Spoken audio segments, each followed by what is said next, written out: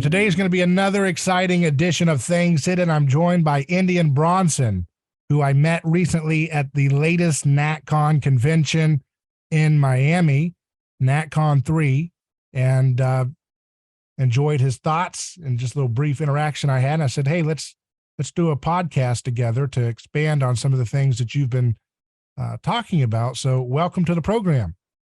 Hey, it's a pleasure. Now, you're a culture critic and you're known for your charts. So I said earlier, I said you're like the Ross Perot of the new right. You've got a chart explaining everything very clearly. First of all, why do you think charts are effective? So I think they're good because, our Savannah ancestors, they developed a lot of good intuitions. Everyone kind of understands acceleration, deceleration. People have been, you see it early in childhood development. Young boys, once they start having testosterone, they're good at throwing things and estimating where things are going to go when they throw them. One of the things that we didn't get, though, was like a sense of numerical scale. If you ask people to say, what's the difference between 1 million and 10 million, or, what's 20 billion to 300 million, it's kind of hard. We never really had to count, beyond 5 or 10 or, maybe 20. We didn't have to think about that stuff. And so when you talk about changes over time, changes over time regarding society, regarding the value of a company, whatever. To make things visual, to let people see a picture, is a whole lot better than relying on the written word. Visuals and pictures we understand. Words, and numbers, forget it. That's very tough for people. So, making things kind of legible in this way, I find usually drives the point home. And I would say the thing that you've been really focusing on the most and trying to explain why the culture we're in here in America 2022 is so strange and off kilter and so unraveling. I think you hone in on sexual revolution, right? You look at men and women and the differences and what's going on with the way they form couplings, right? Yeah, that's right. That's right. There's a funny thing that is done in some biology textbooks where they'll talk about, the 4 evolutionary F's. So, fighting, fleeing, feeding, and then reproduction. And it's like, these things, how organisms, do combat, how they feed themselves, how they avoid, catastrophe, how they reproduce.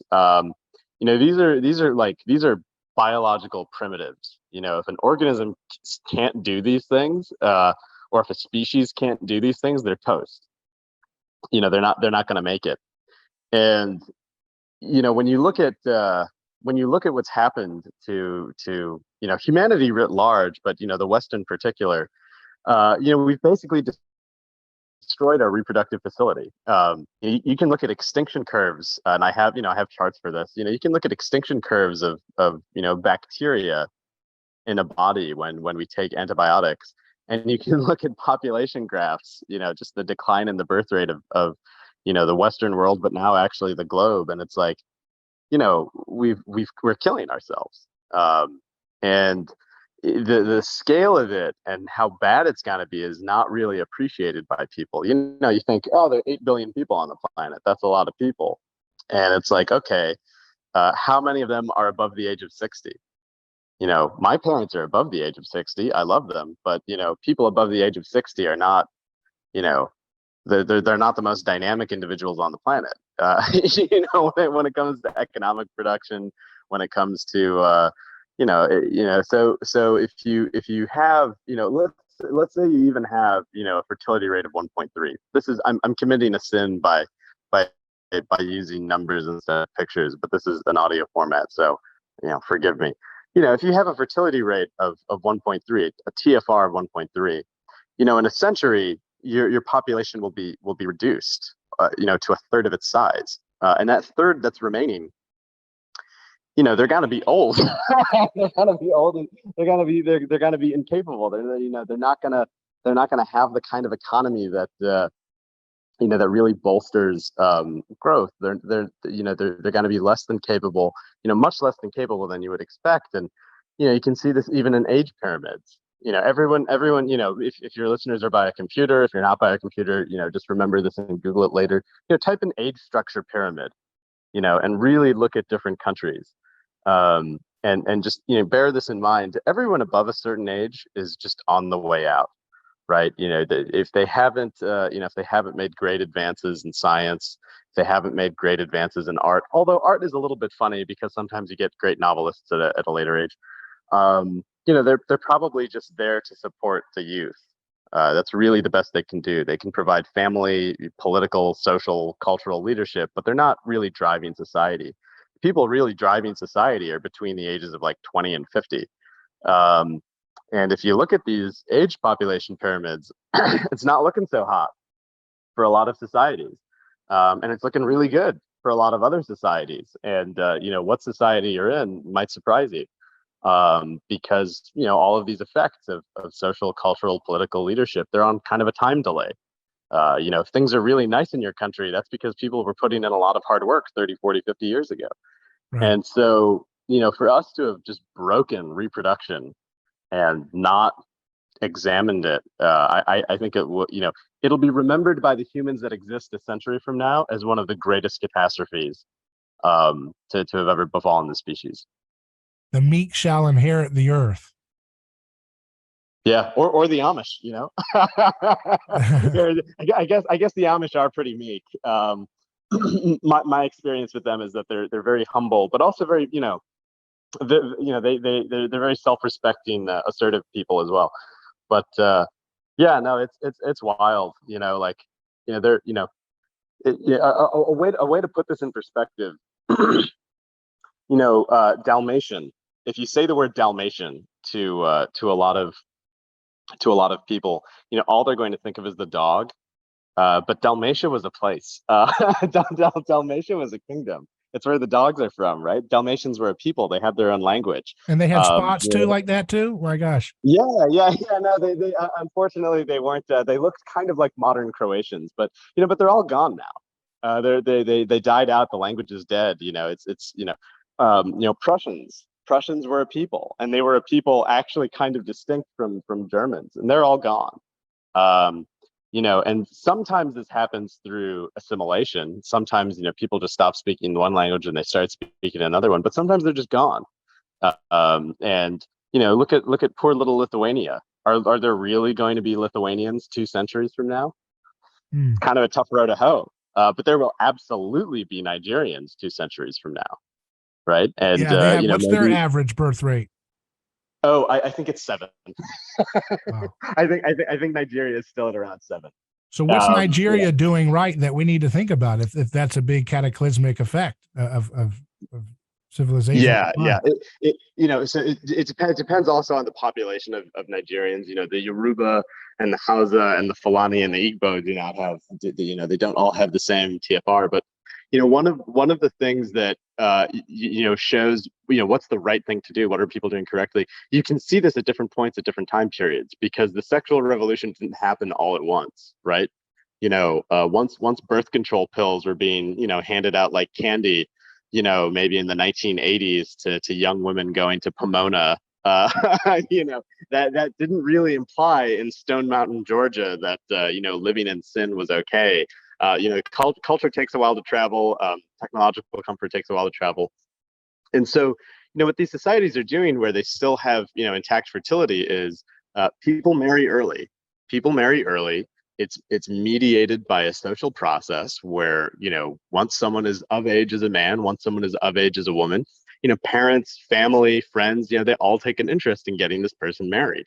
They're not just left to the, vicissitudes of the marketplace and where they're going to move for a job to dictate that.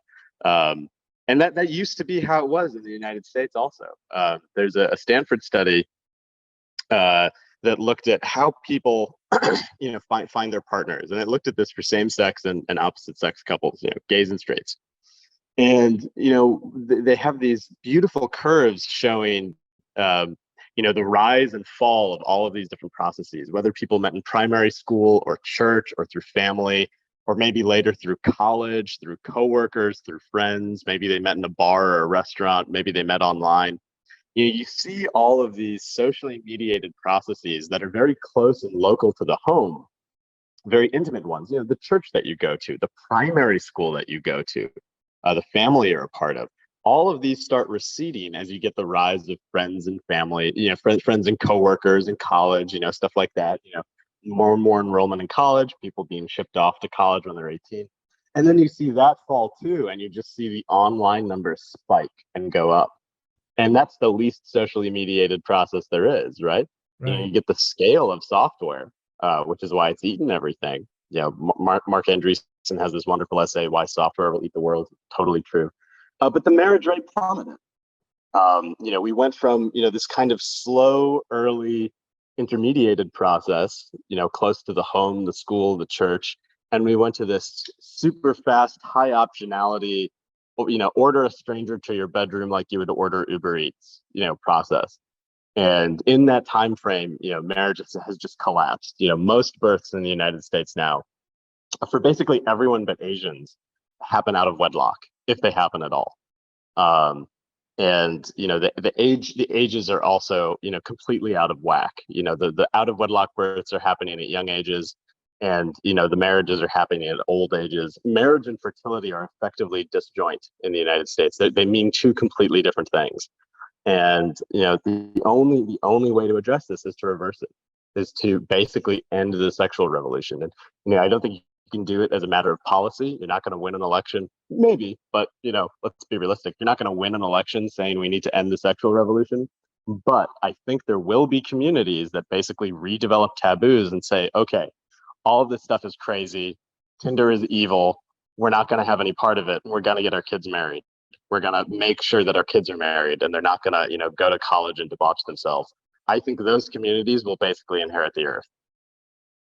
So, how long do we have to supposedly, like you're saying, to end the sexual revolution before it's too late to stop the civilizational wipeout? So I think it's already too late to stop the civilizational wipeout. So the Peter Zeihan thesis, the end of the world as we know it. One of the I have some criticisms of that, because I think China is a lot much more. They're more vicious, I would say, in compelling human behaviors than any Western liberal democracy. I think they take the future very, very seriously. They've been around as a coherent civilization for a very long time, and they know that, and they've managed it. So I wouldn't count them out. But like how are we really going to reset things? I don't think we will. I think it'll be smaller communities that actually emerge out of the ashes, that really do things. And when I say ashes, like, do I mean that airplanes will fall out of the sky and suddenly having electrical power will be a rare luxury? That might be true. Well, if we don't have a meritocracy, yes, that will happen. Actually, it might, it may actually happen this winter in Europe. We'll see next winter, if there's still any Germans alive, what the German Green Party feels about nuclear power. But no, I mean, I think look at the difference between the United States of say the late 1990s and the Brazil of today. In terms of economic opportunity, lawfulness, orderliness, even the technological difference, I know which one I would want to live in. And that's kind of what I see happening because of these, breakdowns in law and order in the family. Like, it's just kind of Brazilification. It's not really Mad Max style collapse. And I think we're way past trying to reform that, at a broad macro level. Certainly, the worst job in the world that you could have, I think, would be being president of the United States. You have all of the illusions of power, and you have none of the power and all of the blame. Right. The best job I think to have in the world would be CEO of a company, founder of a company. That's you actually get to determine your life. So what will this actually look like? Well, the time to national identity generation, the time for cultural generation is, I've been thinking about this more, is kind of 30 years. It's a 30, approximately 30 years. It's basically the time to becoming a grandparent. If you look at Ukraine and Russia right now, the Ukrainians, besides the ones that speak Russian, openly and like live in, just live in the Donbass or live, near Crimea. The Ukrainians that are most sympathetic to the Russians, most sympathetic to Putin and all of this, they're really old. And they're people who have lived most of their lives in the Soviet Union and don't really identify with the polity of Ukraine. Whereas if you look at the Ukrainian military, it's all of these guys under 30. They've never known anything but an independent Ukraine. Ukraine is perfectly real for them, right? The values of a Ukrainian national identity, speaking the Ukrainian language, not thinking of it as a dialect, thinking of it as a language, seeing a Ukrainian flag, thinking of themselves as Ukrainians, they grew up with that. It's totally normal to them and no one can take it away. The national identity is perfectly real to them in a way that a boomer in Russia just doesn't understand. They think of Ukrainians as just like we think of Texans. Texans aren't their own national people. What are you talking about? That's how the Vatniks, the sort of the boomer cons in Russia think of the Ukrainian issue. So I think, how do we reverse it? Not at the macro level. What does it take to reverse it? Basically ending the sexual revolution, ensuring kids are married, ensuring family formation happens. And what is the time scale for it happening? I think about 30 years. I think the millennials today who are getting married and having kids, the Zoomers who hopefully are getting married early and having kids and not going into a lot of debt for college and keep, just sort of making sure they build a family life first. Their kids are going to just be superstars in the world. Right. And do you buy into the whole generational fourth turning thing? Yeah, the Strauss house stuff. Kind of. So I do. I accept, I forget who did the painting, but the paintings of civilization. The four ages. Maybe it's Copeland, Copley. You get these ages of civilization of initial creation, building, flourishing, destruction. Strauss house generational theory reminds me of that. And I think to a degree it's true, right? This, 3 generations, family goes from paupers to wealthy to paupers again. Some of that is real to me just because it's like reversion to the mean. If you have a process that has outliers, beyond the mean, deviant from the mean in either direction, eventually you'll revert to the mean. That feels intuitively true in a statistical sense. So, right, maybe the strong men create the good times create the weak men create the bad times, et cetera, et cetera, et cetera. On the other hand, you can see civilizations that have just withered away and died.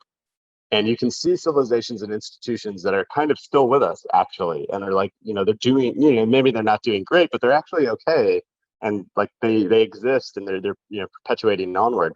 What's an example of that?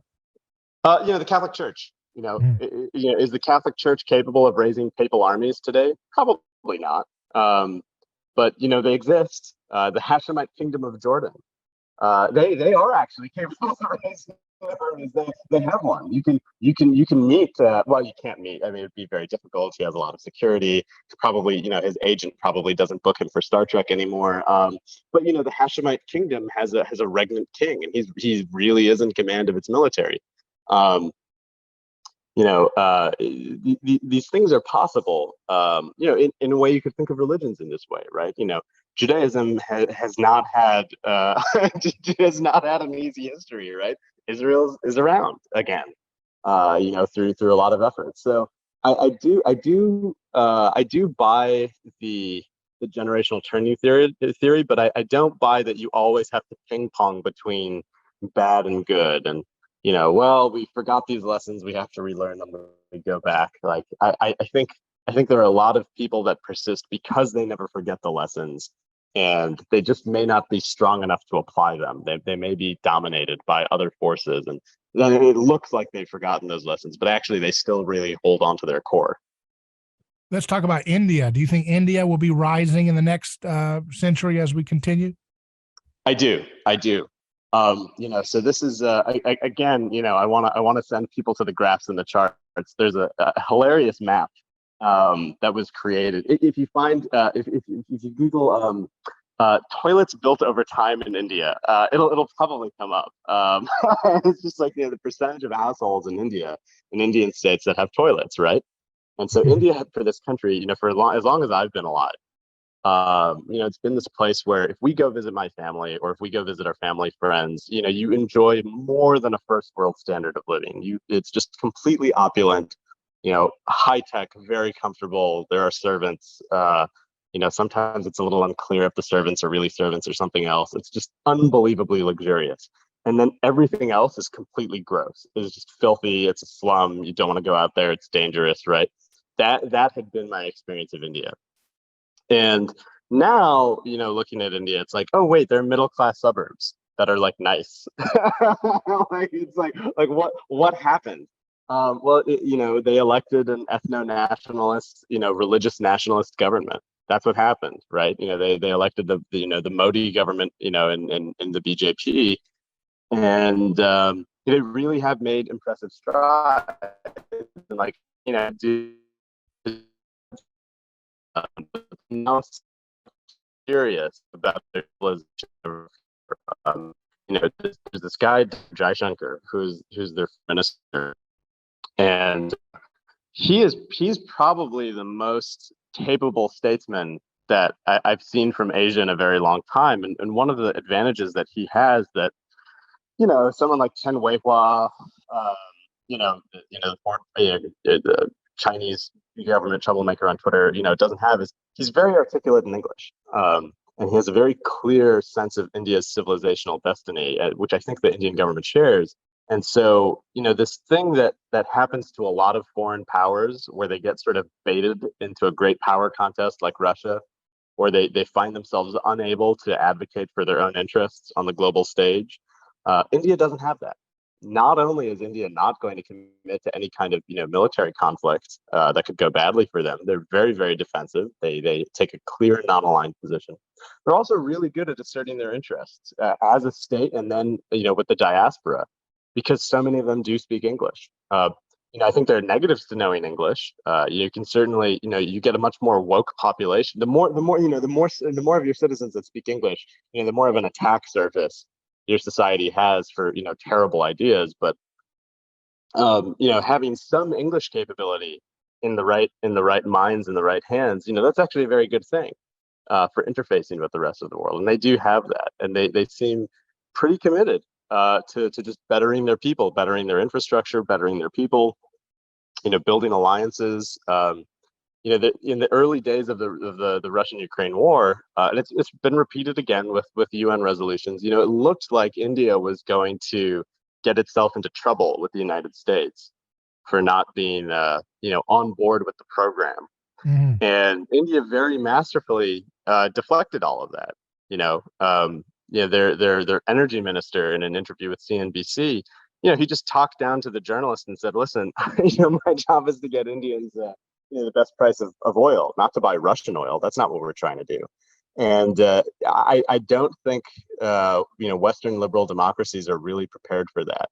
A historical analog would be the Sino-Soviet split, right? So Red China, Soviet Union, both communist countries, both allies, but there was an emerging split that eventually broke them in two. They became sort of less than friendly to one another, even as officially communist societies, right? And I think that kind of split is going to happen on the meaning of the word democracy. I think there will be a split on the meaning of the word democracy between India and the Anglophone West, much like the Sino-Soviet split, where democracy from someone like Victoria Nuland or someone like Secretary Anthony Blinken, democracy from someone like George Soros, or Kamala Harris, that is democracy with a certain meaning. And democracy from Modi or Jaishankar or the Indian diaspora in say Leicester, England, that wants nice treatment for their temples from the native population of England, the Muslims of Leicester. Democracy means something very different. It's the same word, it's the same idea of rule by the people, but which people exactly? That split and whose interests actually matter is, I think, irreconcilable, and I think it'll be a kind of a multipolar coalition that India, maybe a few other countries, possibly Russia. We'll see what happens to their pariah status. Sort of lead against this sort of coordinated meaning of democracy. Really, just mean like do whatever the Georgetown professor wants, do what the talking head on NPR wants. Right. Yeah. There's a deep amount of cultural chauvinism on the part of the democracy folks in the Western, kind of enclaves of DC and New York City. They just have such lack of self-awareness to see how culturally chauvinistic their vision of the world is. They don't seem to understand how foolish it looks and how arrogant it is to impose your view of gender identity or whatever onto the whole globe by force. But yet that's what an insane empire would do in its later stages, it seems. Yeah. I mean, so there's a great phrase on the internet, committing to the bit, or oh, that's a good bit. The idea that someone is, they're sincere, but they're really just doing a performative thing, a bit, if you will, to just bring about a certain end. And for a long time, I thought, okay, the Afghan girls' schools. 20 years ago, when I heard that the United States was trying to build Afghan girls' schools, who knows what happened to that? Did they ever build them? We heard about them for 20 years. When I heard that, the United States they could turn into a gas station. Yeah, yeah. The petrol high of Kabul. When I heard that they were building Afghan girls' schools, I was like, well, of course that's what the United States says by we're going to rebuild democracy. They mean when it's take living in a Stone Age existence. It's a little unfair to the Afghans. They're, a lot of them are very sophisticated. They're more Persian inflected than Brussels inflected. They're going to take these people that have a totally different. By the way, your 18-year-old niece now has as much soul. And I thought, okay, how very on brand for the United States, but it's just a bit. It's not. They don't really believe this. This is just sort of their way of enforcing order. And over the last 2 decades, looking at how the United States has just done more and more of this stuff. To me, it's not very clear. Like, this isn't even a bit for the United States. When they, when there are gay pride flags at embassies, it's not that they're just trying to show up the population. It's not that they're just trying to say, look at what we can get away with. Like, we really believe in this stuff. It's not even cynical anymore. It's like the actual halls of power are now being operated. The inmates are running the asylum. And I don't think that spells anything good for the resilience of liberal democracy. Richard Hanania, whom I admire, I consider a friend. He's a really smart guy. He has an essay out on his Substack talking about the vindication of Francis Fukuyama, where if you look at how strongmen like Vladimir Putin have fared in their war, if you look at how the Chinese with their I think Peter Thiel called them uncharismatic autists. Well, they're not the kind of uncharismatic autists that build SpaceX. They're the kind of uncharismatic autists that don't look at strangers on the train. They don't want to get COVID. They've pursued zero COVID policies, obviously crazy. If you look at them in relation to liberal democracies, it seems that liberal democracies are actually doing really well.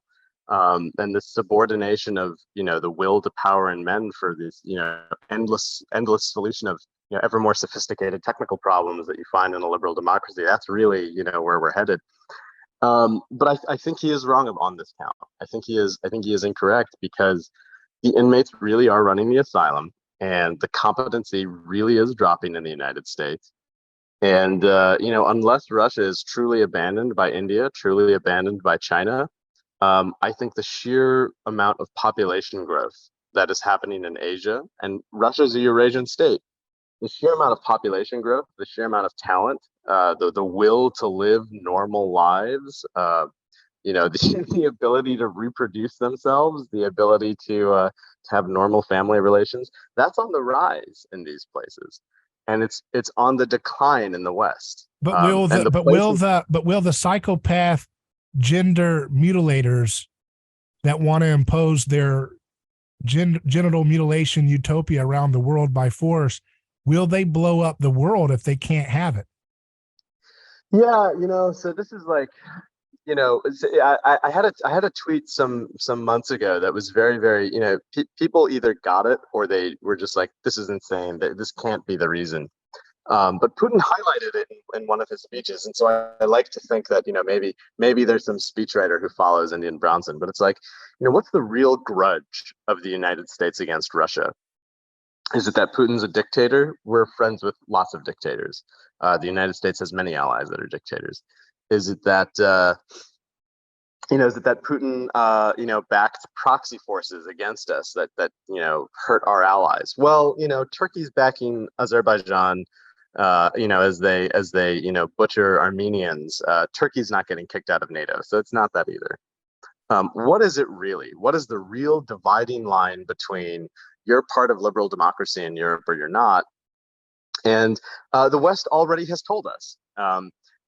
Merkel said for the record that she thought Putin was beyond the pale when he passed an anti-LGBT propaganda law. Like this is a through line of Western critiques of Russia on press freedom, of political representation, everything. It comes back to this weird issue of dismantling the family, this crazy thing of like dissolving the genders, having greater sexual freedom. I've always said that if Putin would just come out with higher heels than Zelensky, we would have a sea change in America's policy towards that war and whose side they're backing. Oh yeah. It's like if he should he should literally just do it to troll. He should just come out and say, "I am Vladimira. I identify as woman." Yeah. No, just to see what happens. Yeah, no, imagine, this seems so extreme. It seems so crazy, but just imagine Putin tomorrow said, Russia is a society where there will be absolute freedom of the press, which really means American media gets to dictate what is said in Russia. And there will be gay pride flags hanging from every street corner. Also, we're going to import, 100 million immigrants from Africa, anyone that wants to come. And actually just the global South in general. Do you still want to go to war with us? do you still want to bomb us? Do you still want to shoot at our troops? And it's like, the answer would be no. The answer would be definitively no, they wouldn't, because that's what they want. Why is that what they want? Well, I don't know. It's like it's hard to understand why why certain policy mandates of the West have become desirable to it, but that's what they want, and Russia doesn't want that, and he laid that out very clearly in the speech. It's like, look, we want to be who we are. We were born this way. We're Russians. We're Orthodox Christians. Part of the constitutional changes a number of years ago in Russia was to change the identity of Russian members of the states to say, look, there is a Russian nation. And this is Russia is officially a nation state, just like the Israeli nationality law. And I think this is basically what the West finds so objectionable about Russia. It's that they aren't submitting to this Atlantic Charter program of just totally homogenizing and secularizing and diversifying, and you get homogenization through diversity. You just destroy any kind of native local character, and it just becomes an Airbnb / airport for the world. They object to that and they don't want it, and they have nukes. And unlike Viktor Orban, who's not also so popular in the EU, they stand a real civilizational chance of avoiding it entirely, as opposed to Poland or Hungary, which are part of the EU, part of NATO. They can't get out of it. The jaws will shut on them. I don't see how the United States really keeps up its capacity over 30 years. You can look at the military right now. You can look at all of the naval accidents that are happening. You can see, how little enthusiasm there is in the parts of America that make the U.S. empire work to keep doing it. And I just don't think it has legs. The military has gone from recruiting crisis to recruiting crisis. And it's not because of a jobs market. It's not because the economy is so strong and everyone is so flush with cash that the American nation is no longer joining the military. That is not it. It's because they intuitively understand that they would be soldiers for an empire that does not care about them. 85% of the combat deaths in Afghanistan were non-Hispanic white Americans. Their deaths would be as valorized as the Vegas shooter deaths, right? We wouldn't even hear what happened. Yeah. Wouldn't even hear that. Yeah, just be, oh, it's all over. 85% of the deaths in Afghanistan were non-Hispanic white Americans. Non-Hispanic white Americans are not even 45% of the 18 to 25 age demographic. Not even. We saw that clunky robot come out of Elon Musk's speech the other day. Is that what's going to replace, for the seed oiled, poisoned, woke people who are going to be running the military? Will they be sitting on their computers with, cat avatars and doing drones and chasing after you in Miami or wherever you're at? Maybe Quantico, Virginia. Who knows where I am? Sitting next to other special agents. Yeah. No, I mean, the cope is that, well, it's all just going to be drones. We don't really need the sort of Praetorian class American anymore. So it'll just be drones. And it's like, well, look at Armenia and Azerbaijan, look at Ukraine and Russia, right? It turns out, actually, the better the technology gets, the better technologies to kill at range get, the better technologies of surveillance get, the more and more it matters to have human skill. Actually, the more you create technological parity, and U.S. peer allies have technological parity. China actually has a bigger Navy than us. China actually publishes more papers in AI than us. The more and more technological parity you get, the more the inherent differences between people, between soldiers, between massive infantry formations, between founders of companies, whatever. The more those differences actually matter. They explain more of the variance of the outcome. And I don't think it's just going to be all drones. And even if it is all drones, do we have the manufacturing capability to keep up? Do we really have the ability to make as much stuff as China? I don't think there's a positive answer to that question. I think China is basically where all of the factories are. And it's where a lot of the smart people who do the AI research in the United States are from. The idea that we'll just have drones, it's fantasy. Is this self-mutilation or self-harm culture that the West seems to be afflicted by? Is this just a natural phenomenon of decline of civilization, or is this like a neo-Malthusian experiment as well? We've got this all-out assault on, as you mentioned, family and having marriage. We're told that if you breed kids, you should be ashamed of yourself because the planet's going to blow up any moment with climate change. We're told that don't trust your immune system. You need to take a product that's been patented for infectious diseases, and that seems to be having some problems with fertility. People are not able to trust animal-based food like butter. So they go to seed oils, which is connected with fertility issues. Almost everything you can imagine. Abortion is a sacred rite of passage. Why are we always doing the self-destructive thing? Why, it's like, why aren't we trying to? Yeah, you even see this with So this is just another example, but there's this NYU ethicist, which is it's a horrifying phrase, NYU ethicist. Dr. Liao, who's like, we should engineer people to be smaller so that they use fewer resources and are more engineering efficient. We should give children we should block their growth hormones so that the growth plate sees up when they're younger. We could do all these things. And it's like, what about engineering human beings to be more beautiful, to be more intelligent, to be more kind, to be funnier, to be bigger, to be more vivacious? Like, wouldn't I could get behind that. He's talking about engineering human beings to be smaller and more energy efficient, and scuttle around maybe on jointed legs or something. It's like, what is this impulse coming from? So my theory is that a lot of wokeness is basically like Christianity with God ripped out of it. or even Judaism with God ripped out of it. So there's this idea in Judaism. I don't speak Hebrew. Hebrew speaking listeners, please correct me. Tikkun olam. You're supposed to improve the world. You're supposed to do good in the world. You're supposed to make it better than it is. And a lot of ideas in Christianity. There's neither Greek nor Jew among you. You're all children in the eyes of God. There's a deep egalitarianism in Christianity. And I think if you take the Judeo-Christian faith and you rip God out of it, you get this perverse machinery that is just really good at leveling things, just totally destroying things. Because it has such a motivation to go around and say, this is unequal, that's bad. This is unequal, that's bad. This is too traditionalist, that's bad. Right. This causes unequal outcomes, that's bad. It's like an insane. It's almost like an insane computer algorithm or something.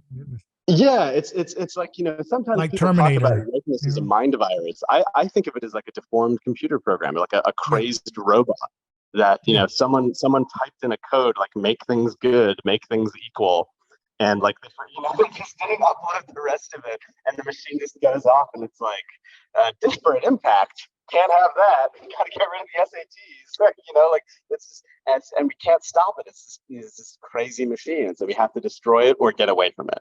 Right. And I think destroying it is a problem because it controls polities that have nuclear weapons.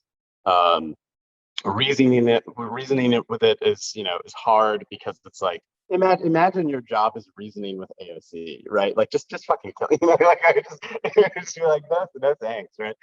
So how do we get away from it? How do we escape it? In the Hirschman paradigm, there's exit, voice, and loyalty. Loyalty is, hey, I'm committed to the trail. I think this is good. Actually, I'll live in the pod. I'll eat the bugs. That doesn't appeal to me. There's a voice, which is kind of like contest. So this is, Clausewitz has this maxim: war is just politics by other means. Well, politics is just a war by other means too. You can reverse it. And voice is like, if you're trying to argue with someone, if you're trying to contest something, there's a continuum of force. Going from, hey, put that gun down, to shooting someone, and this kind of contest of words or wills or weapons. You could exercise a voice against it, but then there's also exit, and exit to me I think is the most crucial one. It's just I'm gonna go build my own casino with blackjack and hookers. I'm gonna go journey out west. I'm going to go to the new world. I'm going to go to Mars. What I'm gonna build my own company. I think exit is the most compelling option because there's just so much structural decay that has ossified. There's so many deformations that have become, the reigning order in the West that, it's better to just leave it. And, maybe that means leaving it physically. For some people, I think the idea of an American diaspora is very compelling, very workable. But maybe it also just means retreating from these institutions, not supplying so much to these institutions. Right. And I think Americans have already begun that with the military. The class of people that have typically upheld the military, i.e., ethnic Americans, they're not really joining up so much anymore. I think it means giving less to states that hate you. You can see the migration of people from New York and California to places like Texas and Florida, and that's clearly what that is. People are wondering, why do I pay crazy property taxes to people that want to ban my guns? I'll just move. I think exit, whether it's internal or external, or exit of the spirit, that's really the way to do things, because then you create distance between the problem and yourself, and you can build your own stuff and have your own domain. Can you imagine what the draft would do for a conflict with Russia and Ukraine? How would that turn out right now? Oh, yeah. I mean, look, I don't speak French. I identify as a Canadian. I couldn't imagine. I couldn't imagine it. I could think of no more meaningless a death than dying for the United States government. It's a tragedy, right? My dad served in the military. My cousins all served in the military. My granduncle, when he came to this country, he served in the military. By the way, oldest guy to ever complete air assault school at Fort Benning. We're Marathi, so it's part of our it's part of our ethnic duty. We're Brahmins, but we're still I'm not a killer, but don't push me. I believe the line is like with this is this ideal of military service is very strong for us, but like yeah, I just like it's embarrassing even. Imagine someone asks you what's your mission in life, and it's like I want to make the Korengal Valley safe for transgender bathrooms. It's just like there's not even dignity in it, right? It's like not only is dying not so great, but it's like you're not Captain Horatius, dying for the ashes of your fathers and the temples of your god. You're dying so Gary Gensler can be like Kim Kardashian is touting securities. You're dying so Kamala Harris can like talk, about nothing for 2 hours, and you're dying so that people can have pride flags everywhere. Like can you imagine a future where millennials today are policing and hunting down the last vestiges of the earth that they can get a hold of to colonize them for, or bomb them for misgendering somebody in their local community? Is that like, do you think millennials, when they're 60 or 70, when they're the age of the Pentagon brass, would they actually continue this, do you think, by then? So there's, have you ever seen like an aging punk rocker or an aging hippie? Yeah. And it's just completely pathetic, because it's like, what are the values of an aging hippie or an aging punk rocker? It turns out all along they were the values of the establishment. Right. Actually, everything they stood for, everything that they believed in, everything that they thought was subversive was actually just being used to destroy the society that nurtured them. And like, in fact, GlaxoSmithKline really likes you as an atomized consumer with no family. Good job, shaving your head and covering yourself with tattoos and rejecting God. Like you really showed us. That's kind of how I think about how these ideas will age. They. You think millennials will be ashamed of themselves for what they've done when they're 70? Oh yeah. Oh yeah, but I mean, boomers are too narcissistic to even understand. It's a lost. Like if you can get them to stop playing Candy Crush, Helen Andrews, she was also at NatCon, or I think she spoke last year, maybe something at Claremont. She has a wonderful book, Boomers. Everyone should read. She's very smart. Find her on Twitter. Her Twitter handle is odd though. It's not Helen Andrews. You'll have to, if she changes it, she loses the blue check, whatever. She had this great book, Boomers, detailing that generation. They're way too narcissistic to ever admit that they did something wrong. But millennials will feel ashamed, I think. You can already see this now in the sexual politics, where a lot of young women who are not so young anymore, they're starting to look at all of the sex positive femininity, and they're like, what the fuck was I doing for the last decade? How come none of these men married me, right? And a lot of them are like, I want to get married, but like, I think it'll be a little bit like the Soviet Union, where, if you ask people in the 2000s, hey, were you a real believer in communism? They'd be like, oh, no, I never believed in communism. It's like, somebody believed in communism, for this thing to be sustained for so long. But yeah, eventually no one believes in communism, right? And it's like, think of the people that are worst off in this situation. The people that are most educated, most indebted, highest social capital for now, but least material capital in actuality, and least social capital in the way that really matters, i.e. having a family. Those people 30 years from now, I think, are going to be basically socially pathetic. They will be the least fashionable, most dated looking people. They'll be like aging punks and aging hippies.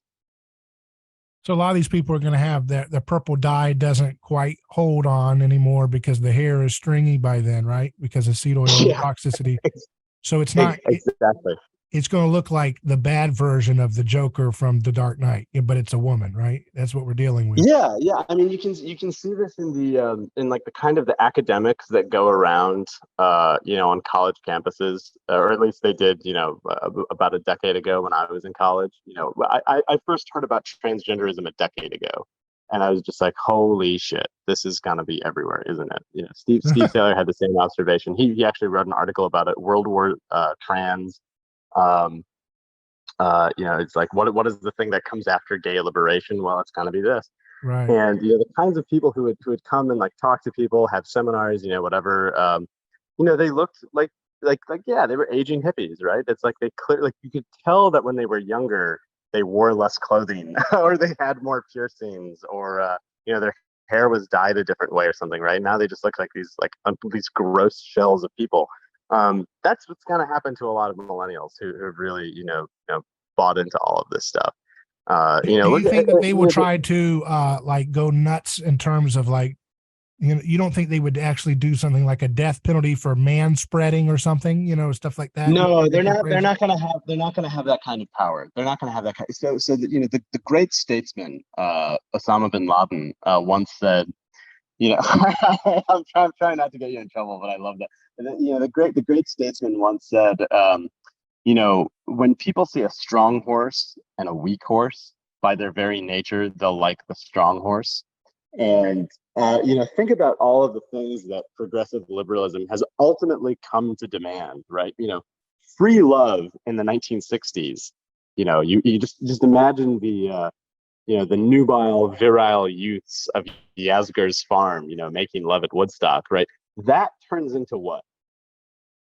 Well, first it turns into abortion politics, then it turns into gay liberation, then it turns into transgenderism, and now it's like, you go from untrammeled sexual freedom of in shape, healthy, beautiful young people, and it becomes this like, well, I'm an obese ADHD transgendered freak who's just this grotesque person. It becomes something else. It becomes something completely different. But if the vast And majority of people are in that other category, would the rare beauty people be hunted down like witches, for their beauty? well, but it's like who would even take them seriously? If the people that are talking about communism being good look like Jane Fonda in her prime, that's kind of persuasive. You can see why some of those ideas mattered. If the people who are like telling you about equity are just like these slovenly, gross, screechy people, it stops mattering so much. It's like, ugh, it's unfashionable. That's nasty. And Right. that aesthetic change is the most important one. Riva Tez, another great person to follow on Twitter, very very smart. She had a talk recently at Urban Assembly, where she said, this is something that comes from Mike Ma, comes from Bronze Age Pervert, comes from a lot of different authors. If we just lay out the correct aesthetic grounds for people, everything from being physically healthy to taking care of one's appearance, being fashionable, having a family, marrying, having kids, just being kind of regal people, it becomes much more obvious that these things are good, and everyone will just go for it. And that's more important, actually, 100 times more important. I think she said 100% more important than then winning the rhetorical debate, because you don't have the same distribution as CNN, you don't have the same censorship powers, Twitter, all of these things are arrayed against you, but people don't want ugliness. People don't want isolation. People don't want poverty. They But we actually, see a they lot of don't care. people, there's a meme going around. I don't remember where it was showing like, the average millennial couple, and they're settling for, marrying, what would consider to be not quite a catch back in the 1950s or so. Why are they settling for that? Or do they desire that? I mean, settling is the right word, right? The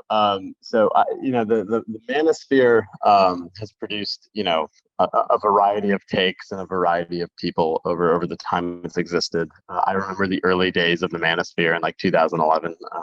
It's sort of gotten more and less unhinged in the same time. But there is this great chart, again, another beautiful graph, and it's not a numeric graph. It's just sort of a visual cartoon. Produced by Chateau Artiste, I believe. And it's like a graph of sexual marketplace value.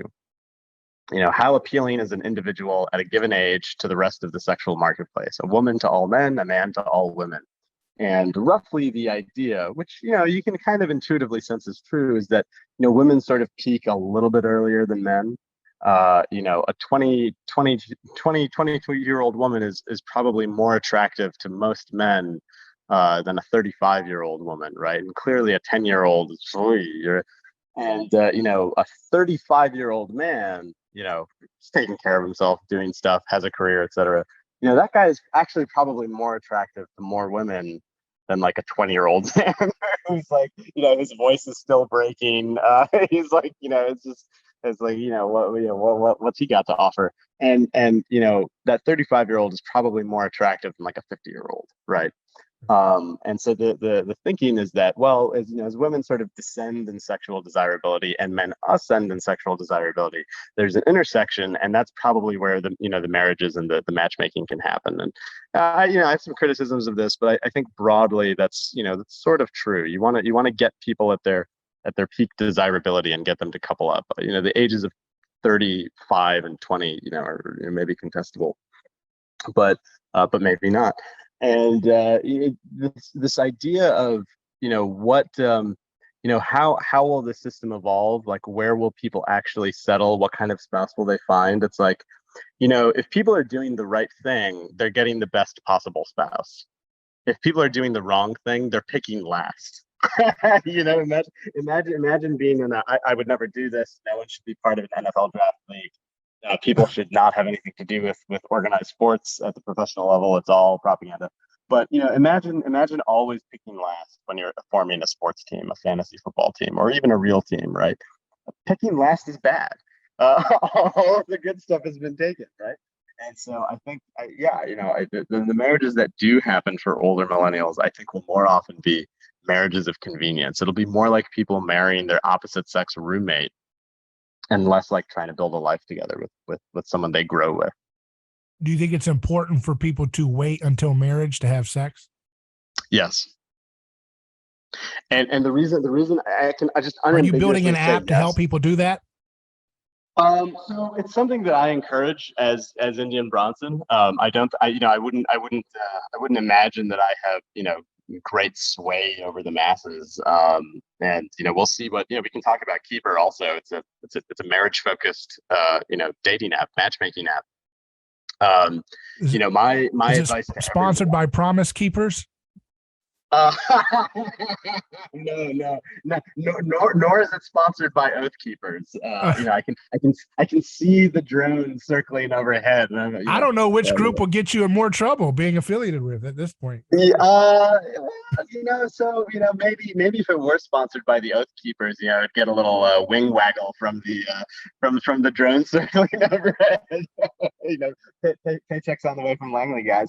Look, it's like the reason I say unambiguously yes, right? Is it's like, well, why? Am I Saint Augustine over here? No, it's that, like, for almost our entire existence as a species, up until like 2 minutes ago on an evolutionary timescale, young attraction, sex, and parenthood were the same thing. There was not like, oh, I'm just gonna have sex with random people for a decade, then find someone I think I can marry, and then maybe we'll try to have a baby, but it's tough and we have to try for a baby because we're in our 30s. Like that's completely bizarre. That's like not how the thing is designed. That's not how our bodies are built or evolved. It's just totally, it's completely artificial. It's not what causes human flourishing. And conservatives, I often hear this line from conservatives where they're like, we got to ban porn. We need to ban porn. And I'm like, okay, sure. Like, let's do that. But have you guys thought about why? And, sometimes you'll get like a little bit of acknowledgement from them. They'll say stuff like, oh, it's teaching men to be rough with women. And it's like, well, okay, but actually women kind of like that. And it's like, so that doesn't seem so serious. And then people are like, well, it gives women crazy expectations about what their bodies are supposed to look like. And, then I'm just like, are they saying we shouldn't be fat shaming? Like what are they really saying? If you really press people on it, what they come to admit eventually is that porn is bad, particularly for young children. But it's bad for everyone. Because sex is this intimate thing, it's this life-giving thing. For it to be casual and just like mind-warpingly vivid and externally involved and just have no relationship to your actual life, it's unhealthy, it's bad, it's abusive, it's hurting you. And for young children to see it, 10 times more so. And people will kind of understand this, and then it's like, okay, so then what does a decade of random sexual partners do to you? Is that somehow less mind warping? Right. Because it's like, what was going, like what does it do to a woman's brain for her to have a decade of sexual partners and no babies and no husband and no one for her, right? Like, do we just imagine that it's like, well, that was in real life, so it's okay, and she's probably doing great? No, it's completely nonsensical. And do What we is it do we doing to again? what is it doing to men? A lot of times the boys seem to be more romantic than the girls about the breakup, Yeah. So J.R. Tolkien has this letter that he wrote to his son, and advising him about women. And this is Tolkien, right? So we're talking way before the sexual revolution. We're talking way before Pornhub. We're talking long before Tinder. This guy has no understanding of any of those things. And he just kind of says exactly that, right? And I think, any young man or young woman, or older man or older woman, if they're being honest, women are a lot more boys are dogs, and cats are girls. Dogs are boys and cats are girls. Boys and men have this kind of canid, sort of friendliness and rambunctiousness to them. Women are they're much more sly. um they've got more perspective very early on in life. They have much more intuition. They're much more I hate to say the word conniving, but they do have that edge to them that takes a long time. earthy, right? They're more in tune with the wildness of the human species, right? Yeah, I think so. I Like an think untamed jaguar, right? Versus a tamed horse or something, or a dog. yeah, it's like, men are serial killers, but women will crush your soul. It's two different kinds of violence that the sexes are capable of. And so yeah, no, I mean, it's like, what does this do to men? Well, first of all, in a sexually liberated paradigm, it turns out most men just don't get laid. Like, and we actually have evidence of this in the genetic record, right? Um, The there's Red much more Queen by diversity. Matt Ridley talks about this. The Red Queen, this idea of Yeah, what yeah. happens when you have a hyper, the top level is all polygamous, Yeah, the term is hypergamy. There's much more diversity among X chromosomes than among Y chromosomes, and this holds true, sometimes even severely so, where it's like, actually most men in history never reproduced. Of all the possible variations that we could have in the Y chromosome, if you were just looking at the X chromosome, now all of that got filtered out, actually. And some men, they just had outsized reproductive success. My Y paternal haplogroup is R1A, and even the subclade of it, it's like, these are these Bronze Age chariot dudes who just fucking dominated, and that's why their paternal lineage dominates. Um, and That's kind of how it goes. If you're a guy, you either win or you die. And your paternity is a function of that. Maternity is different. Women kind of, no woman has ever like mistakenly thought, oh, I thought that was my kid. Like they kind of know. They have 9 months of getting acquainted, right? And so women's reproductive path is a little bit different. Instead of trying to be men have to be the best man that they can be to as many women as possible. They're kind of rate selected. Women are kind of capacity selected. They have to find the best man possible. And so in a sexually liberated paradigm, and anyone that's been to college in the United States can tell you this, but actually maybe even high school now, some of the guys are having sex with most of the women. And this is just kind of like brutally true. And what does that do to guys' opinion of sex? Well, first of all, the guys that are getting laid all the time have no reason to commit. And the guys that aren't getting laid all the time, maybe they're religious, maybe it's voluntary, but well, what is their incentive to commit later? Do they really want to get married to these women? Probably not. And will they really have worked that hard? Larry Summers, former Treasury Secretary, president of Harvard, he had this tweet out the other day that I thought was very amusing. Let me pull it up. He was doing a review of Nick Eberstadt's book. Um, he was doing a review of Nick Eberstadt's book, and he was saying, this book, Men Without Work, it convinces me that economics cannot explain why 1 in 7 prime-age men, 25 to 54, are not working today amidst a massive labor shortage. And most of those not working say they don't want to work. And he's very confused by this. He's like, I don't get it. What's going on? There's some social phenomenon which I suspect explains non-work, non-marriage, deaths of despair, general alienation, and the rise of reactionary populism. It should be a major task of social science to understand it. And I quote tweeted him, and I was being a little coarse, but I was like, the answer is pussy. I'm sorry if this is a family show, but it's like, it's like, why do men work? Why do men produce economic excess? Why do men storm beaches? Why do they fly bombing missions over Tokyo? If not for their wives and their families? And if you take that away, like, what do you think's gonna happen? It's so basic and so obvious, so primal, that it feels like too simple and unsophisticated an explanation, so people won't engage with it. But it really comes down to that, imagine, if you're a male listener, this is very easy to imagine. If you're a female listener, I don't know, ask a male to explain it to you.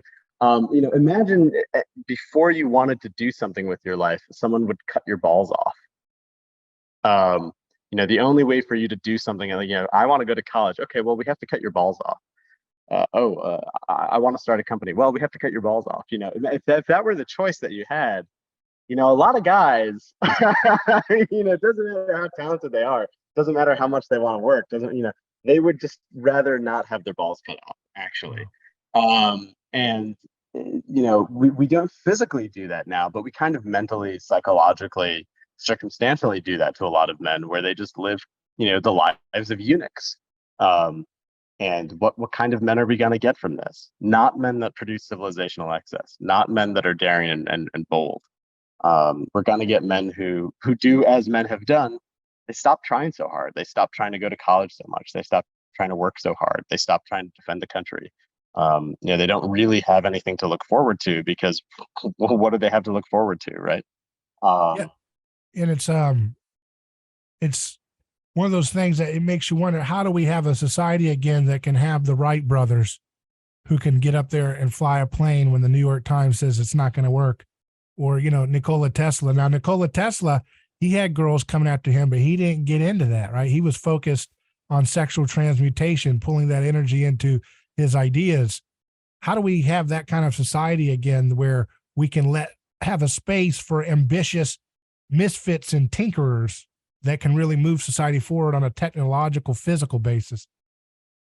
Yeah, so I think it's very much like it's very much like it's the same problem, basically. Because if Nikola Tesla had family and kids, he may not have done what he did. Yeah. So it's true that there's some, Dwarkesh Patel has a very good blog post on this. The sort of the idea of the annus mirabilis, the miracle year of a lot of really productive people, happens when there's some sort of circumstances in their lives where, like, they have no administrative fluff to deal with. They don't, their wives are on vacation. There's a Newton famously, was out in the countryside because he was trying to get away from the plague. Einstein in his patent office, is doing clerical work, and not really doing clerical work, but actually working on general relativity. It's true that there's some geniuses who they just have to go total monk mode. Like Elon Musk right now. He's living in his pod home with no people and no companions, and he's just working on SpaceX. Yeah. That's true, but like, for everyone else, for all of the people that make it possible for there to be a patent office, For all of the people that make it possible for there to be a SpaceX, they kind of have to have their families. The regular people derive meaning and derive, stakes through family. And if That's they why. don't have it, So, it's all over. that's why you compare Elon Musk's vision of having kids versus what you're saying, right? Is that Elon Yeah, Musk's most. tradition is not really what he's doing. His practice is not what you're talking about in terms of solving the. Yeah, no, and even in Elon Musk's case, he is actually going against form, where he's like, it's so important for there to be new people. I'm not even gonna have sex with this, beautiful woman that wants to have sex with me. I'll just give her my sperm and she can do IVF, right? Like that, that came out, and I thought that's so on brand for him. He's so like he realizes this idea of declining of humanity is like so terrible and powerful that like he's like, having sex would take too much time. Let me do it this way, right? He doesn't even want the entanglement of family, but he does want the fertility. And, that's probably not so realistic for most people. He's had, kind of it's unfortunate, sort of a checkered family life. Things haven't always been so rosy for him, so that's probably why he did it. But most people can have a good family life. Marriage used to be an unremarkable, normal part of a life. Family used to be kind of the bedrock of a society, of a foundation, the bedrock foundation of a society, and now it's gone. And this is an unnatural condition that we're in.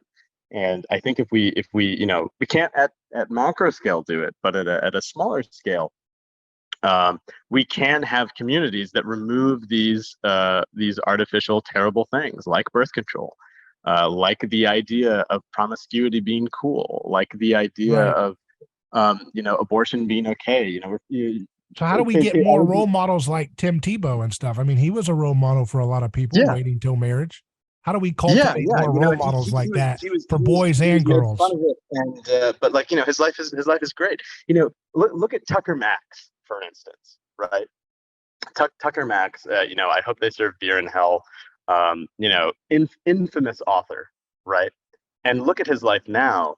He's a family man. He's trying to build a homeschooling, kind of private schooling hybrid model so that his kids are insulated from just the insanity of modern life.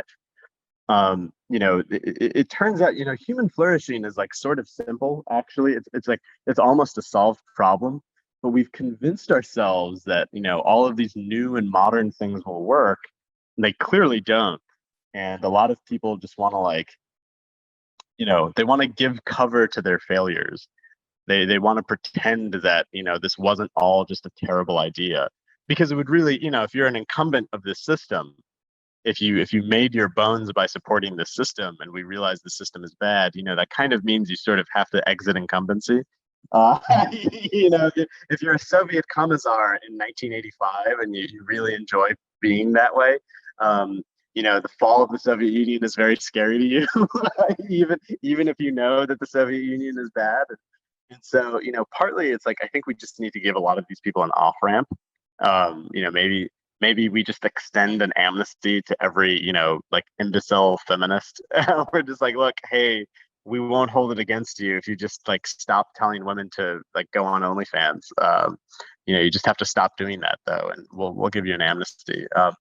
But even that requires a credible force, behind it. And so I Well, think a lot of what we do on Things Hid in this podcast is we talk about mimetic theory. How do we create role models for women to want to emulate en masse a kind of wait till marriage approach? I mean, because that's really, women are the ones that have the power there in that dynamic. They really have more Mhm. power than the men, and men will play up or down depending on the team. You know what I mean? They'll play their best or they'll play their least. And if they think that the woman doesn't really care about that, the idea of Mhm. waiting for marriage, they'll go with it. And if the woman they really are desiring is all into that, they'll clean up real quick. That's why you see all these old Twitter kids doing trad stuff. They're doing Oh whatever yeah, they can yeah, to find a pretty girl. So how do that's women exactly right. learn that and then start? How do we create mimetic role models that women will want to imitate instead of imitating Yeah, the yeah. nihilism? It's like so. The question is the deeper question is like, what do young women really want, right? Why do they adopt anything fashionable? What is it? What is the one thing that young, attractive women really, really want? Well, it's basically high quality men. It's the attention and the care of high quality men. Okay, so what are the high quality men supposed to do? Well, right now, a lot of high quality men are just having the time of their lives, right? Because just have sex on demand, right? They have no social obligations. They can do basically whatever they want. A lot of those high quality men, though, they actually do want something more. They want wives. They want to build a legacy. They want to have a family. The preferences that they express, the attitudes that they have, the lines that they draw, those are the things that dictate the line between essentially good girl and slut. Those are the things that dictate what it is women will at least present themselves as being in order to be chosen for companionship with a high quality man. So it's very important, like, look, if you're content with a life of just fornicating random women, Leonardo DiCaprio is like this. Hey, knock yourself out, but maybe maybe do it in another country. That's one thing. But if you want to have a family, if you want to have a meaningful life, you should probably, and I'm speaking of the high quality men, the giga chads of hidden things. You should probably really take your search for a high quality woman really, really seriously, because there aren't that many of them. They're very hard to find. And you should actually also communicate what it is that you're looking for and what it is that you think about low quality women.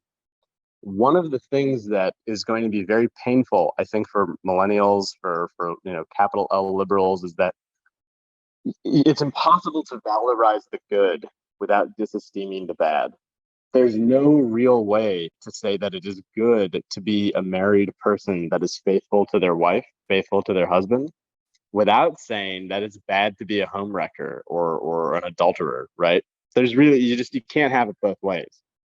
And what this means in this context is we're probably going to need a lot more slut shaming, and it's already begun, by the way. You can already see this with a lot of elite virtues. I can't tell you how many different people I know now at this point in venture capital and technology who are like, oh, I never drink alcohol. I'm never going to drink alcohol again. This is so stupid. I can't believe I was doing it all these years. And it's like, where did this come from? Well, partly it came from them saying that they needed to get 8 hours of sleep a night. And where did that come from? Well, that came from just like the pure, hyper optimization, competition, avarice mindset, right? But actually getting 8 hours of sleep a night is pretty good too.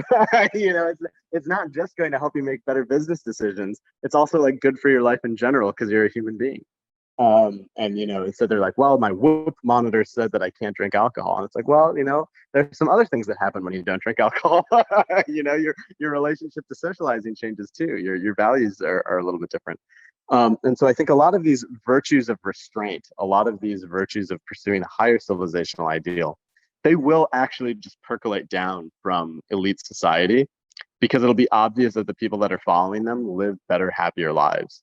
Well, it's like if we had the people who like Elon Musk and Donald Trump, if they were married to one woman and faithful, like look at Ron Paul. Ron Paul married for 50 something years. He had like 5 kids.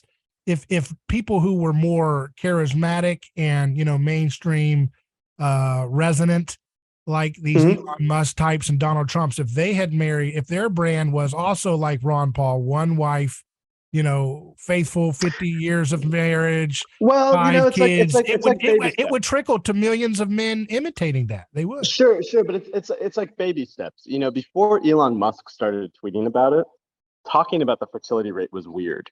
Right. In tech circles. It was a weird thing to talk about. But that's what I'm saying, how powerful someone like his role model would be if he, Yeah, but now that Elon Musk has started, talking about fertility and the birth rate, it's kind of normal to talk about in tech circles. Right. In fact, it's actually capturing a lot of people's attention. They have a permission structure essentially that says, oh, you can talk about this. In fact, this is something serious people are interested in.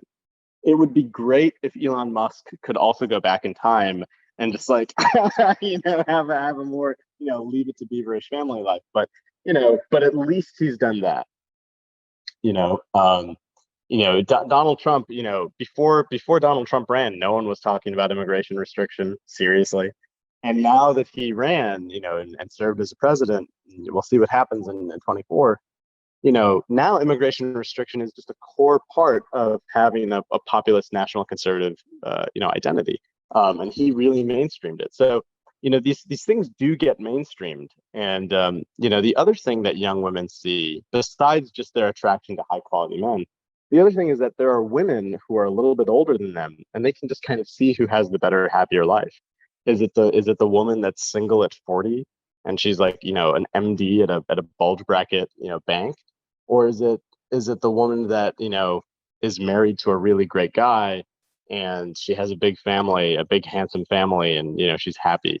Which is it, right? And young women can see that. They can see the train wreck already beginning for younger Gen X, older millennial women. And they can tell which side they want, which is why you have, as you said, like all of these sort of trad types on Twitter. They're exploring, it'll just get more and more intensified. They're exploring basically a reaction to decades of unquestioned liberalism. And it's one of those things, I think policy wise, people talk about banning porn and stuff, but I think a more effective and laser focused attention to policy changes would be rolling back divorce on demand and no fault divorce, rolling a lot of that. Well, that's really where a lot of the disincentives for young men, because they think, my goodness, this system is designed to really go against a man who does the right thing and marries and stays faithful. At any time, they can chase after somebody else and then, terrorize the children who have to be separated from the dad. Cross culturally. And when I say cross culturally, I mean China, France, and the United States. That's where I'm aware of these statistics. 70% of no fault divorces, or 70% of divorces that don't involve abuse of some kind, are initiated by women. And at least in the United States, that goes up to 90% for college-educated women. China passed a law that required a 3-month cooling off period where you would file a petition for divorce, but then they would revisit the subject in 3 months. And they dropped the incidence of divorce by 70%. Wow. And it's like, that's listen, China. That's in China. And like, to any female listeners of the Hidden Things podcast, we love you, but it's a good idea. It's like you know that this would actually be beneficial, right? Just take the divorce impulse a little bit less. They scientifically calculated that the tantrum is about 3 months. Who knows? Maybe a month represents some amount of time, and maybe there are things that happen to emotions within a month among women that maybe the Chinese government was paying attention to. Who knows, right? Maybe something related to the monthly cycle of the moon has some effect. But they passed this law, right, and the divorce rate went down. It's like, are we ever going to get something like that here in the United States? Could it ever, And it's like, it seems very unlikely to me. But what seems much more likely is that communities where divorce is shunned and, capriciousness in marriage is shunned, where birth control is shunned, demeaned, looked down upon, or, being a slut or being an uncommittal, deadbeat dad is looked as terrible. Those communities will actually have marriages and children and families, and they'll be around in 100 years. And the communities that don't, they're not going to be around. Right. And that's where the argument really won, more so than cost. It's just whether or not people actually do these things. At the beginning of the NatCon convention, Peter Thiel did the opening speech, and he said basically that, he chided the Republicans for not having their own positive vision of the future and where we're going. They're having their own positive story as an alternative. He said that the conservatives are so far seemingly just being a nihilistic negation of California's vision, which of course he compared to Wahhabism in Saudi Arabia, very aggressive, radical, intolerant ideology with resource-rich, connection that gives them that kind of power to indulge in such, indulgences. And he said, but that's not enough to just be negating California. So have you thought about that idea yourself? Do you know, or can you imagine a story that's a positive alternative rather than just not nihilism, or I mean, it is a kind of nihilism to just negate, and that's all you can do. Yeah. If you just say those people are wrong, you're never really standing for anything. So, there's a parallelism with another set of Islamic radicals that I think ties into exit. And I delight in making this comparison. When the so I'm drawing from the history of Larry Wooten, a historian of the 19th Ward in the Utah LDS church. I don't know if his family's still around. If they are, I hope they're listening. He has this book on the early Mormon pioneers coming into this very hostile area, this undeveloped desert. And he said that these hardships, this crisis of faith, all the adversity that they faced together, welded them together. It welded together these people, and that's what made them a coherent nation. And the people that this reminds me of the most in modern times, against just unbelievable odds, who decided their family mattered more than the ideology of some empire, who decided that their land was theirs to determine more than the bureaucrats of some foreign military power, I'm of course talking about the amazing achievement in liberating their country of the Taliban. The kind of it's just there's a deep parallelism between both of them fought the U.S. Army, both of them have very beards, and it's like, what is the positive vision of the future? I don't even call myself a conservative anymore. I call myself a right-wing progressive. It's like, the time scale on which people should be thinking about exit and their families and their futures shouldn't be, the next election cycle. It should be like at least 30 years long. Think about 30 years in the future when, you're a grandparent and you're watching your children's children, show up. That's a minimum to me, a 30-year time frame. That time frame, that birth of a new generation, what communities are they going to live in? Where are they going to go to school? What are they going to learn about history? What are they going to learn about their own religion, about their own society? What society will they feel like they belong to? Imagine being a Soviet mother in 1990 and just being able to peer into the future and see the current conflict. Do you want your kids to be born in Ukraine, or do you want them to be born in Russia?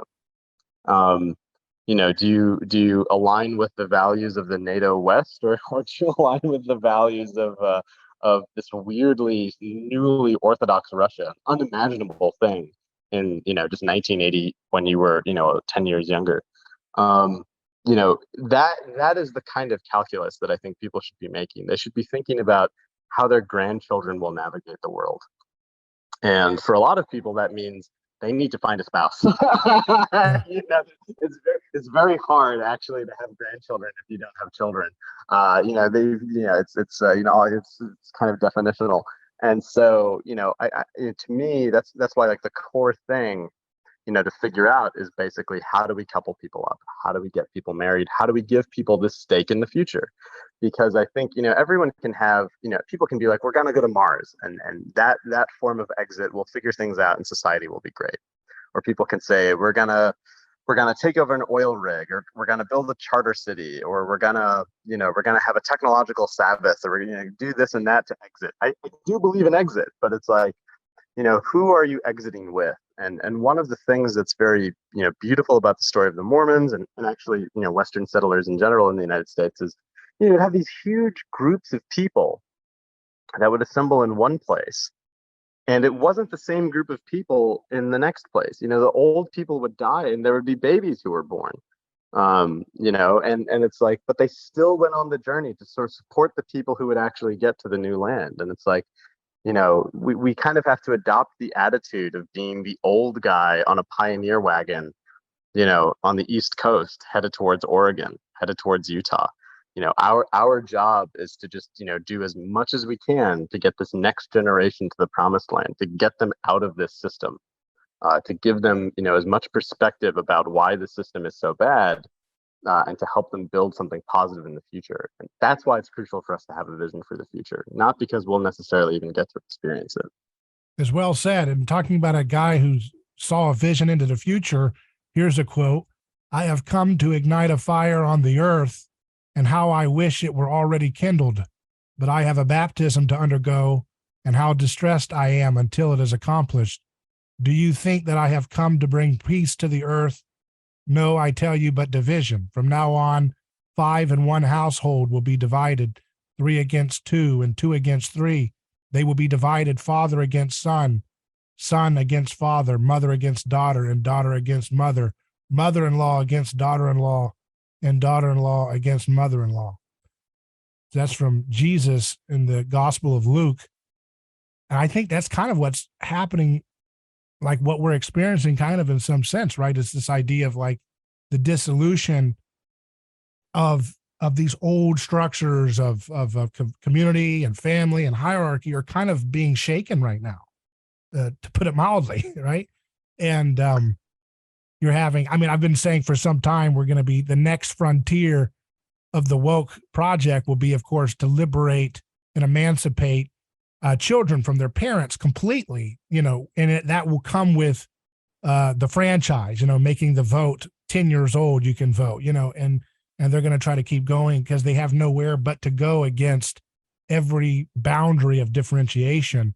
Now, when Jesus says this, I think he's predicting what happens to societies that encounter what he performed in the gospel text, in the passion, but yet they refuse his call of repentance and reconciliation and peace, but they kind of double down in their, thirst for sacrificial violence. And I think that's what Rene Girard pointed out when he talked about how there's this super Christianity that we have, which wants to compete with Christianity's concern for victims and to outcompete it in its care for the underdogs and the misfits. And it's, like you mentioned earlier, decoupled from the notion of a belief in God. And so it's running rampant, like this kind of computer program. And so Jesus is kind of predicting that, this is not going to create peace, what I'm doing. I'm creating the birth, in some sense, Christianity births the concept of personhood, but it doesn't do so with the radical violence that we see the self-obsessed narcissism of McWokeism does today, where it's about my identity and the whole world can burn if they don't, submit to my, desire. Yeah. Yeah. How do we reckon with that? There's a great quote from, I think George Below, who's a German legislator. Und willst du nicht mein Bruder sein, so schlage ich dir den Schädel ein. Which is like, if you don't want to be my brother, I'll bash your head in. It's like this kind of, it's like this insane, it's like there's like join or die. It's like we'll all hang together. We'll all assuredly be hanged separately. But it's like a perverse version of that, where it's like, you're either gonna, come here and like, eat the lotus along with us, or you'll die.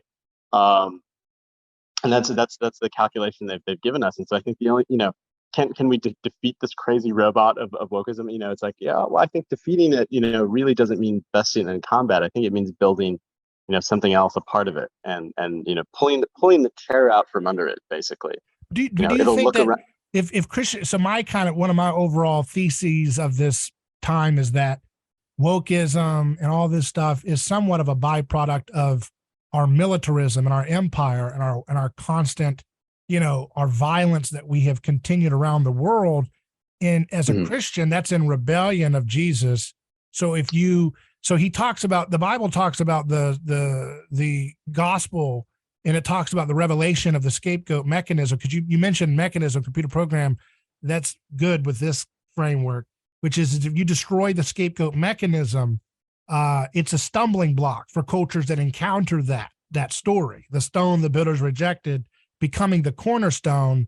That makes perfect sense as kind of like once you get ensnared into it as a society and you've steeped in it long enough, it will haunt and undermine the sense-making ability of a society that's impressioned by the gospel. So how do you engage that? How do you imitate the example of kind of this desire to protect the human person that Jesus models for us, but at the same time, people say there's no possibility for a return of traditional Christianity or the message of Jesus?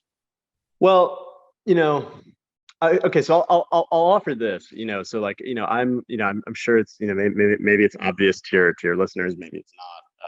Indian Bronson, my religious tradition is not Christianity.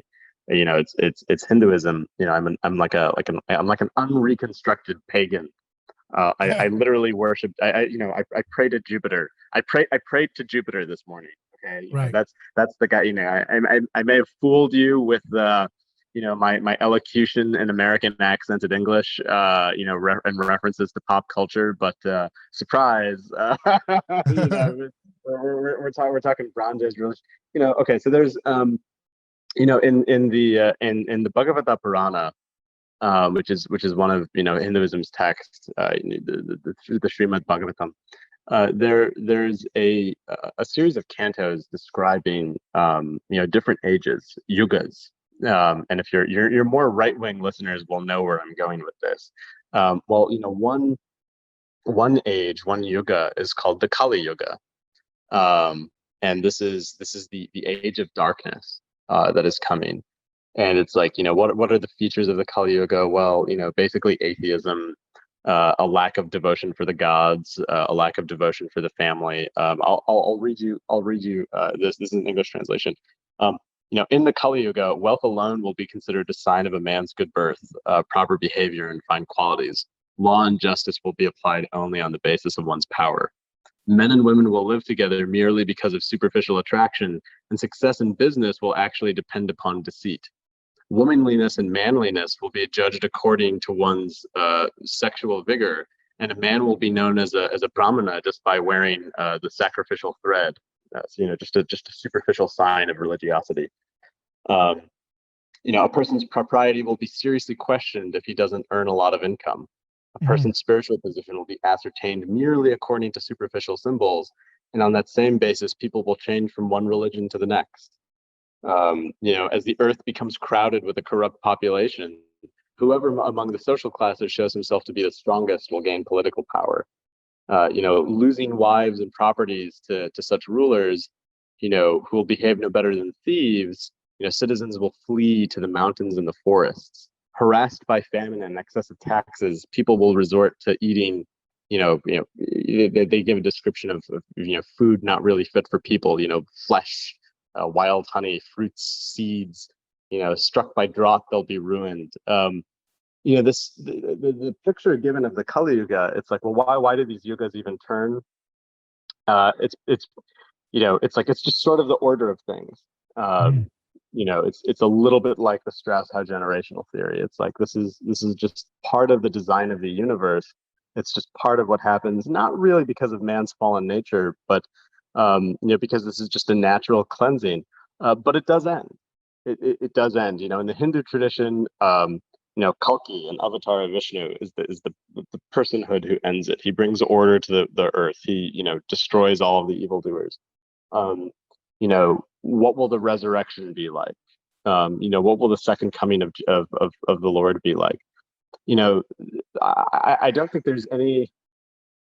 I don't think there's any coincidence that so many ancient traditions of humanity do have this view of a coming darkness, or actually the present situation that we have of being a worsening darkness compared to what we could have if we were kinder, if we were more conscientious, if we were better to one another. I don't think that's a coincidence at all, and I think it's actually true. Like it's not true in a like, oh, this is a metaphorical thing, and because human beings are aspirational, it's like no. I think it's literally true.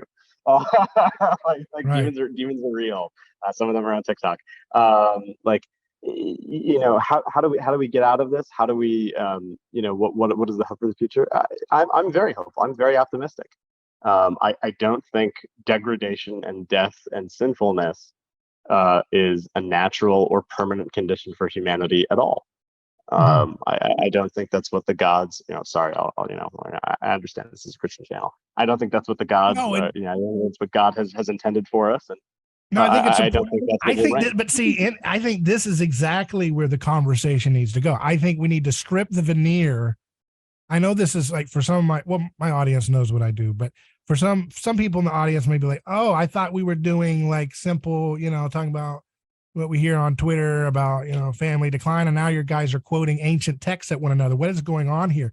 But the point is, I think this is where the conversation needs to be actually happening in this space, because politics is just religion. It's just it's a modern trappings, but it's really, you just scratch that and you get, oh, there it is. It's a religion again. So we can't really escape this concept of religion and theology. And I think this is where we actually need to work out how the future can actually be. So when I saw Peter Thiel talking about, well, you guys don't have a positive vision of the future, I'm thinking, well, yeah, it's because we're too scared, and we're too products of our time to even be bold enough to actually present texts or biblical or whatever texts into the conversation and actually hash them out with one another to see where you actually go to right the ship, right? Because we've been convinced, because it's mimetically fashionable to believe there are no gods, there is no God. Yeah. And so therefore, I don't want to be the podcast that talks about God, because then I'll be put into that little religious category, and I don't want to do that. But it's like, no, Right. Yeah. we have to do it. There's this very gross thing, and like, it's like, by all appearance, maybe not by all outward appearances, right? I don't drink alcohol. I don't eat meat. I have a very Indian sounding name, and I look Indian. So maybe not by all outward appearances, but by most outward appearances, right? My life is not that different. I hate to say it. I live in a rented apartment. I take an elevator to get up to my bedroom. It's like, I'm not exactly living the trad homesteader lifestyle. I do have many guns here. I have guns and food and provisioning in this apartment, but I'm still not living the Ted K lifestyle, out in the hills and forests. But from most outward appearances, it's like, okay, well, you, Indian Bronson, you live a very bugmanish, technocrat, tech bro lifestyle. What are you really complaining about? And, for me, it's like, yeah, that's all true, but I understand that the divine is real, actually. Like, it is legitimately real. And, maybe it's not, maybe it doesn't have the charisma of a Baptist speaking in tongues, but I do know it's real, and I've always known it's real, and it's the actual operant order of the universe, and we can't deny it. It's the thing that just surrounds us all the time. And what I find really annoying is when otherwise smart people are like, no, it's all just explained by science. And it's like, okay, well, when people say that sort of thing, I'm like, how much science do you really know? like how much math have you done in your life? There's a wonderful essay. It's not Carl Sagan. The author is escaping me. Your reader should read it. It's The Unreasonable Utility of Mathematics. It's great that there's such a tight correspondence between the mathematics of classical physics and how we think macro objects work in the real world. But it's kind of weird that it works that way. There's no real reason, but it just does. I think there's a lot more in religion for us to find the vision of the good than not. There's a lot more in all traditional societies were religious societies. All classical civilizations were religious societies. If you want the path to be your instructor, if you want civilizations that work to be your instructor, religion is an indispensable part of it. In fact, there's no real way to say it's not even like it's a modular thing. It's not like, oh yeah, the religious component of your society has to be good. It's like, no, the entire society is permeated by this understanding of divinity. That's what the Mormons had. That's why the Mormons succeeded. That's why the Taliban succeeded, by the way, right? Right. It's like they actually, people who fly planes into buildings because they hate the infidel, right? Like, you can call them a lot of things. Unfaithful is not one of those things. People really believe if they're gonna do that. Suicide bombers really believe, that level of faith and conviction in a course, even if it's a very destructive one, is basically impossible to beat.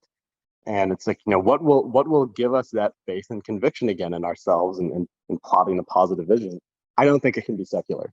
Right. I don't think it can just be like, oh, I care about human flourishing therefore I'm going to build cool technologies. It's like, Right. well, why do you care about human flourishing? Uh, why is that a good thing? It's like asking someone why they love their mom, and their answer is like, because she is the human female that nurtured me, and so I should. It's like, no, dude. Yeah. It's like, it's not how it works, you know. So yeah, no, maybe faith is ineffable, maybe religious conviction is ineffable, but I think it's basically the only thing that works. Yeah, and I think that's something that has to be part of the conversation, and not. And I know we're taking baby steps. It's probably what you would say, but it's not just performing the little aesthetic of trad life or whatever. It's actually living and believing and actually studying and learning. That's something that I think we need to really cultivate and bring out into culture. Seriously, very, very much so. You know, we have this.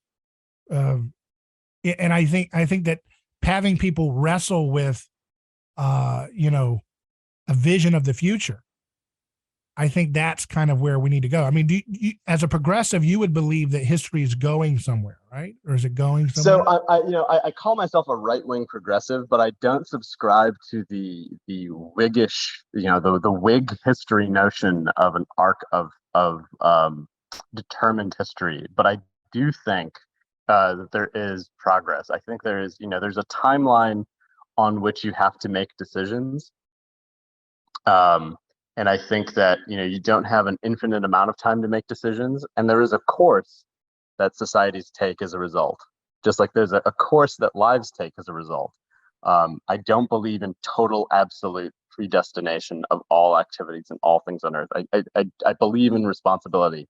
I think even an ant has some sort of moral responsibility to the ant hive. It has a job to do, and it has to So do it. history is Um, radically open, but trending in the macro scale in the right direction. Is that what you'd say? No, it's trending in a direction. I don't even think it's necessarily trending in the right direction, but it is trending in a direction, and part of the direction it trends in is up to us. Our lives are consequential. Even if we don't think our lives are consequential, they're consequential. What we do really does matter. Maybe there are things in our genetics, things in our early childhood, things in our environment that sort of impel us to be one way or another. But we have to make decisions, and those decisions have consequences.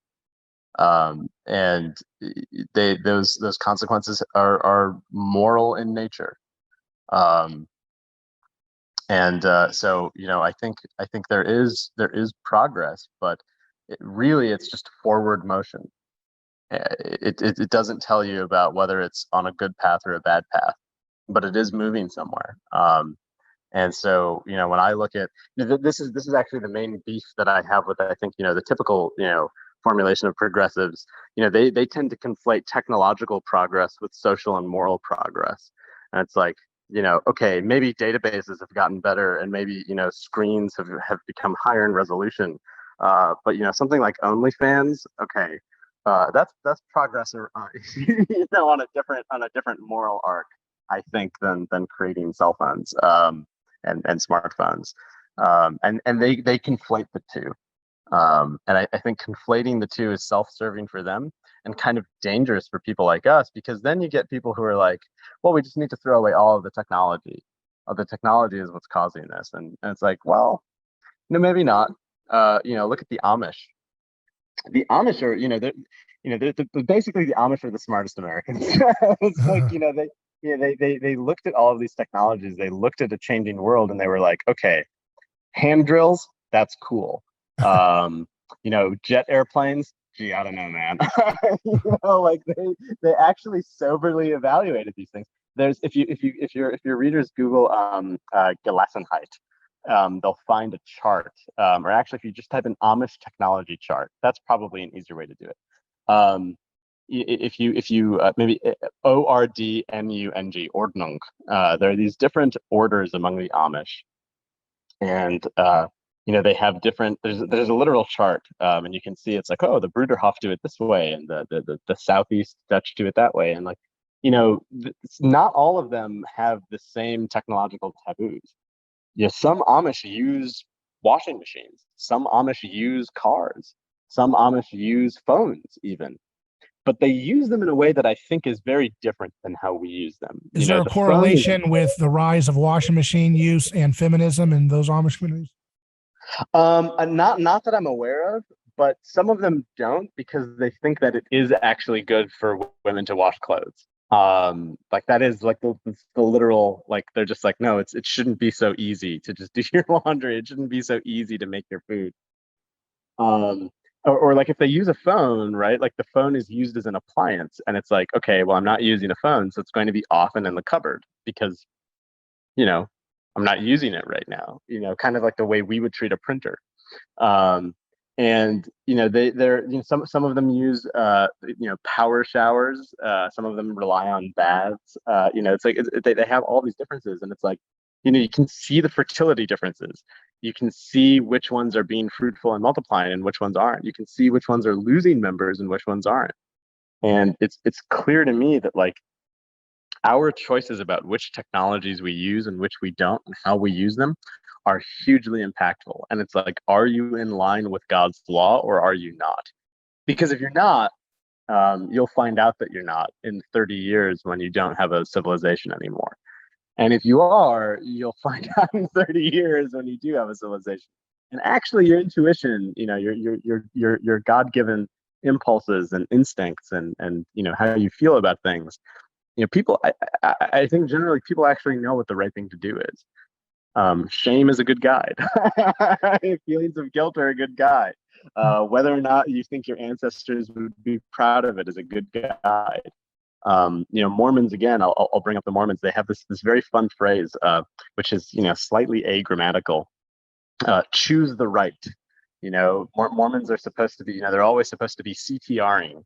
And when I heard about this, I was like, oh, it's like a polling function. It's like it's like server uptime. It's like you have all of these different machines, and they're checking their state against the system. They're saying like, am I choosing the right now? Am I doing the right thing? It's like it's a very good, powerful, productive thing. And so the reason I would call myself a right-wing progressive is I'm like, there is a path that people and societies and civilizations, species go down, and that's the aggregate of all of the choices that they make, and they have to make the right ones. And if they're making the right ones in line with God's order, they will flourish. And if they're not going to flourish. So does the conservative Hindu perspective on Christianity look at it as kind of it went too far, or how does, I'm sure there's tons of different ideas about this. How does that fit in understanding where the West is headed right now? That's what I'm interested in. So I'll only speak for myself. I was raised and remain an Orthodox Hindu. Something about seeing mini golf in the Anglican Church in the Canterbury Cathedral is just like, it's like, it's like it's funny, and then it's actually just really sad. It's like, what happened to these people? Yeah, I don't know. I don't want to. It's very easy to conflate criticisms of wokeism, which I think is kind of like an atheistic perversion of the Judeo-Christian tradition, as I spoke about earlier. It's very easy to conflate criticisms of that with criticisms of just Christianity and Judaism specifically. So I just want to clarify that again. I went to a Catholic school growing up. I have lots of Christian friends. Lots of Jewish friends. Love you guys. But I think it's very easy for people to get ripped out of an authentic Christian tradition and be put into a woke tradition and not even know it's happened. Because so much of what their life is just kind of unexamined, and they're just going with the flow, and like they won't even realize that they're now following this other tradition. They think they're following their own tradition still. Right. That's what I'm getting at, is looking at it from an anthropological perspective in real time. It seems as if there's a way for folks who come from a different religious tradition can help folks in, let's say, in America, properly understand and get its spirit back. You know what I mean? To get its spirit back and to get its rightness back from an outsider's perspective in terms of that that religious tradition's sense of history and sense of purpose and sense of going somewhere, you know? Yeah, it's yeah, and I think this is true, like sort of any faith. You could think of these. This is a very I want to be clear here. This is a very universalisty sounding thing to say. Like we're all worshiping the same thing. We're all on the same. I'm not gonna claim that, but I do think it's very telling that so many different civilizations, so many different religions have a very easily recognizable understanding of the good. Marriage kind of exists. It's like one of these. It's like one of these social technologies that just is very common to all of these traditions. Whether it's called a sacrament from God, whether it's a duty from God, whether it's just a religious function that exists and God has opinions about it. There are religious rituals that happen. They all seem to have this basic function of how do we take the young people, get them married, and support them in raising families. Seems to be pleasing to the Lord. Seems to be good for society. And within India, Hindu marriage, traditional marriage, still very powerful, still very common. In the United States, Hindus actually have the lowest fertility rate of any religious group. Why is that? And the reason I think it is because when Hindus come here, the Hindus that have really the Indians that have been coming here are much more committed status drivers than they are committed Hindus. And this is sort of a similar thing happened to Christians, I think, in the 1970s in the United States, where there were all of these big social changes, like sending daughters to college, having women enter the workforce, all of these things that were changing about the middle American life script that ultimately implied a lot of fornication, that ultimately implied the need for things like abortion, that ultimately implied divorce would be common.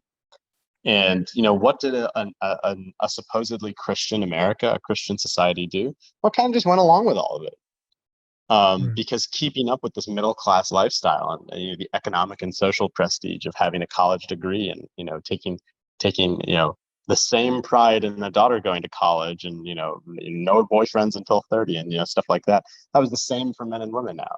Like those social changes, I think, revealed that America was not actually so Christian as it maybe thought it was. Right. And then in a lagging indicator way in the 90s and 2000s, again, it's a 30 generation time span.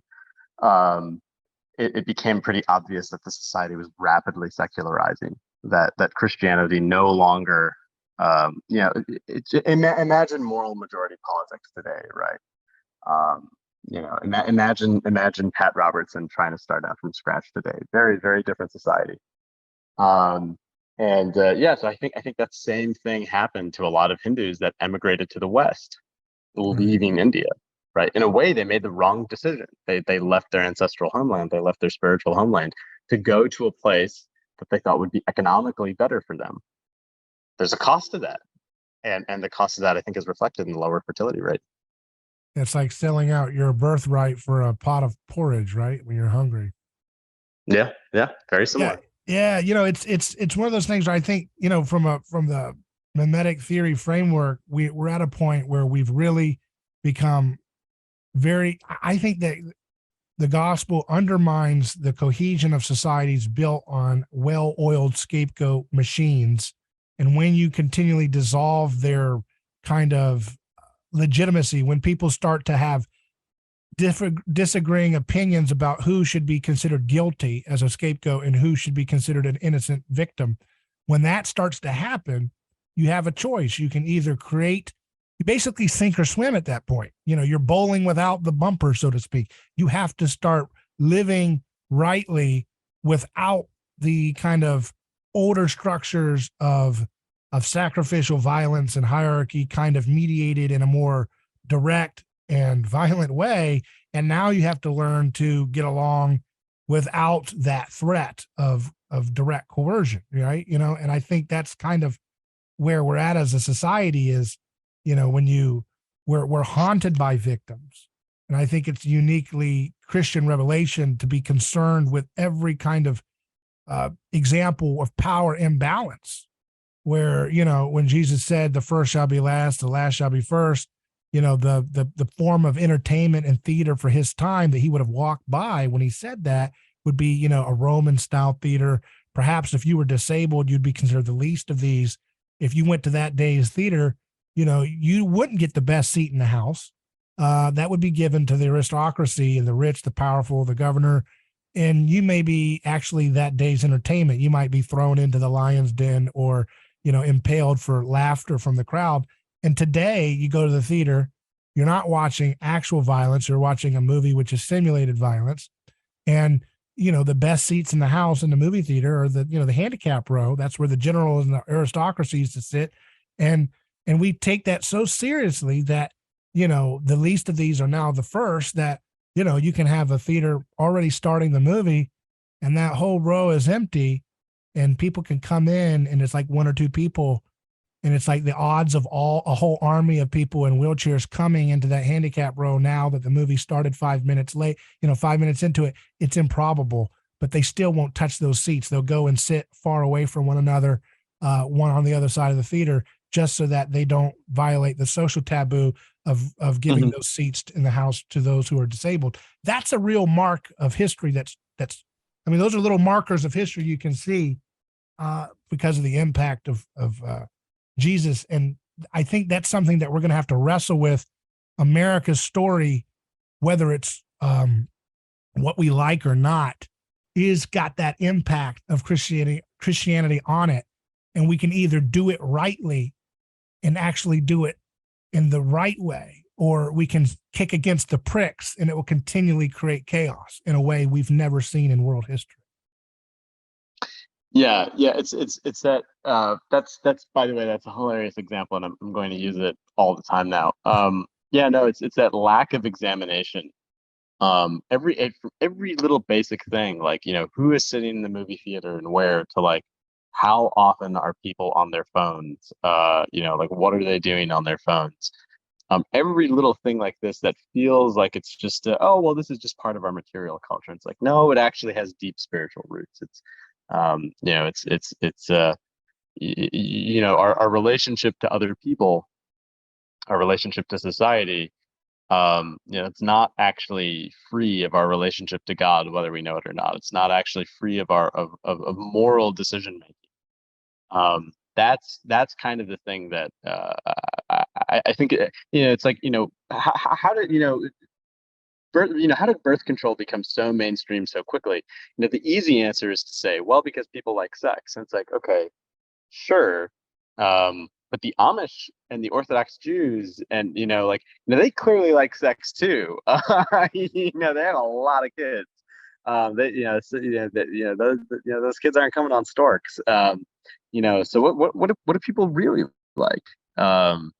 You know, and it's like, well, if the answer isn't sex, it's something deeper. You know, do they like the absence of children? Do they like the absence of parenthood? Why is that? How is that? How would they like the absence of children? How did that happen? That's the more interesting thing to think about. And it's just we have a complete non-examination of these things. But and I think we, you know, even the idea of children as we conceive it is a Christian concept that we take for granted.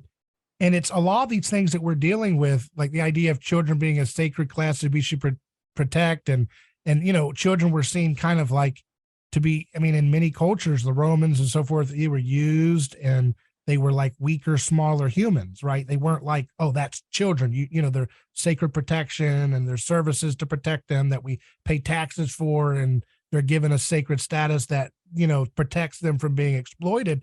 This was an alien concept, but progressively the impact of Christianity in the West kind of leavens and like, I mean, the Bible says that it's like a yeast working itself in a loaf. And all of a sudden we have the place where we're at today, where, you know, children are considered a specially protected class. And of course that's being eroded in a lot of different ways throughout this period. But I just think that we need to find a way to have an awareness of why we think the way we think. Why do we have the unique kind of sensitivity to victims? I mean, the way I put it on my show is that the left is actually aping the aesthetic of Christianity more than the right, and the right tends to gets the right gets the metaphysical claims of Christianity more, done right and spoken, but the aesthetics, the concern for the victim, the scapegoat revealed, the slain lamb, from the foundations of the world, that's really the aesthetic that the left has put around itself to get its cultural currency. So if you want to have that power, they're basically taking the nuclear technology of the gospel and they're abusing it and trying to revivify the sacred violence of the past in kind of what I call revenge of the nerds Christianity. And what I think has to defeat that in America, let's just say for America's context, the world's, we could talk about that another time, but in America, it's going to have to be the real sheriff shows up in town and says, okay, you were the fraudulent sheriff. You've done enough, and we're going to clean things up. But that doesn't mean being a reaction. And the way I put it is like, you've got the elephant man. The left says, dear God, you guys have been picking on Elephant Man because he looks different, He looks deformed, and we're going to protect him, and we're going to create this situation in which we valorize Elephant Man as the standard of beauty. And then the right says, no, Elephant Man's ugly. Now that doesn't grow anything, right? The left is still in the driver's seat of culture because they've tapped into the nuclear power of the gospel's. They've taken the gospel's ability to unveil victimization, and they have penetrated our hearts to the point where they're saying, hey, look, don't you dare put Elephant Man in a circus exhibit. How dare you do that?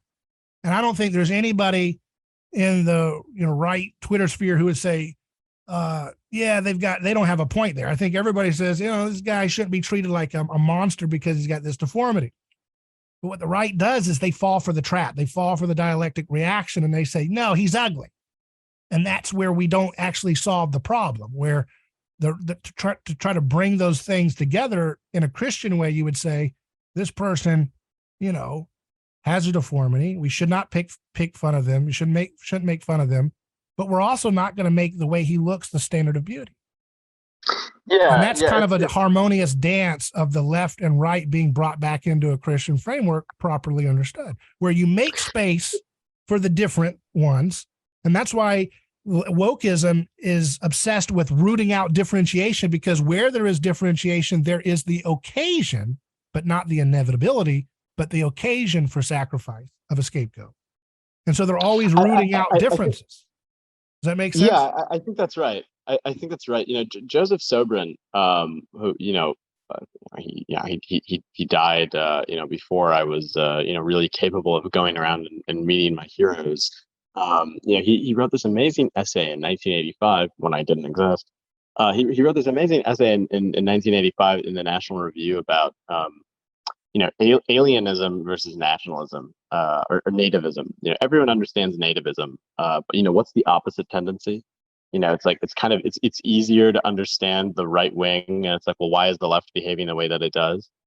And what he described as alienism was kind of this like a weird tendency to just to overfit and overvalorize the marginalized. It's like, well, if we want to balance the books, and some people have been mistreated, well, then we need to mistreat everyone else who isn't them so that it's fair again. And it's like, that's crazy.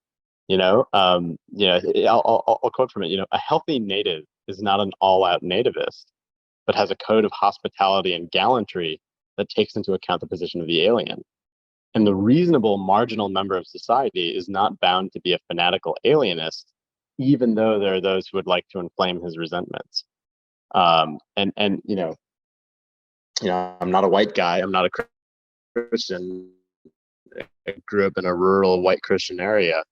I never had any real resentments against the people that I grew up with because they never felt in danger of losing what they had, right? It's like, when you own a home and you're secure in yourself, you can give. And when you are welcome in a place and you know that you're welcome, you don't feel like you're trespassing. And I think that you know, to me, this is like, yeah, there's the Christian framework, but I think of like the guest host paradigm in Indo-European tradition, where in Hinduism, but you see it also in other Indo-European religions. The guest is the Lord. The host is also the Lord. These are both religious duties, and they have obligations, spiritual obligations. If you are a guest, you have obligations as a guest. If you're a host, you have obligations as a host. And godhood, different features of godhood are personified in the guest and the host. And that relationship between strangers is turned from one of foreignness and hostility into one of intimacy and respect. Right. And that sort of thing to me is like, that's just totally absent in modern America. Right. I think there's I think that the rub that I think is happening though is that there's this, I think, and I know this is, we'll have to leave this for another time, but I think that it's actually our addiction to a lot of forms of violence in terms of militarism and everything that's coming back home to us, that's producing a lot of this insanity and mental illness perversion of Christianity. And I think because, it just seems to be that if you're revealing scapegoats, but you're not giving up your right to initiate collective bludgeonings against people, then you're taking partial Christianity and you're mutating it back into a kind of older form that's past, that's not going to create unanimity. It's not going to create catharsis. It's not going to create a kind of 100% solidarity. It's just going to create schism, right? And so you have to find another path to be able to create cohesion without the use of violence to get the job done. I put it to, like the woman caught in adultery. She's accused of adultery. The crowd wants to stone her. The left, they want to stone Jesus because he says, go and sin no more. So he puts a boundary of her behavior, like, okay, you're free, I've saved you, but go and sin no more. And then the right wants to stone the woman because she was accused of adultery. But the idea is that we don't stone either, right? And that's how you harmonize some of the partial truths of the left with the partial truths of the right to create a kind of vision for the future, which is we can have normative claims without creating otherization or violence. And I think that's kind of what you were suggesting there with that illustration, right? Yeah. It's like, what does it even mean to have a guest? It's like, well, there's this person that isn't you that is relying on you to feel as though they're at home. And it's like, what does it even mean to have a host? Well, it's like, there's this person that isn't you that you're relying on to feel as though you're at home. And, it's like, does that necessarily have to be a bad experience? I would say no. And there are obligations that come with it. And it's like, look at the relationship between men and women in society today. Look at the relationship between immigrants, who very often are illegal immigrants, and kind of American nativists today. And it's like, it's totally exploded. And so, my guess is that positive changes are inevitable. The design of the universe and what God intends for us makes positive changes inevitable, but they will not happen at mass scale. The mass society that we have now is one ruled by a very different kind of force than a godly force. It's the law of utility. It's the law of efficiency, and it's something that's inhuman. It's something that is anti-human. And it will degenerate because it is ultimately all-consuming, self-consuming, self-destructive. And what can't last won't, and I don't think it will last. Well, very good. I really appreciate your time, and I want people to check you out, Indian Bronson, on Twitter. and Indian Yeah, I'm Bronson. I'm a little bit hard to find, but Yeah. if you Google Indian Bronson, the Twitter and the Substack should come up. Yeah, indianbronson.substack.com. Thank you for your time, sir. Thank you very much. Thank you for having me.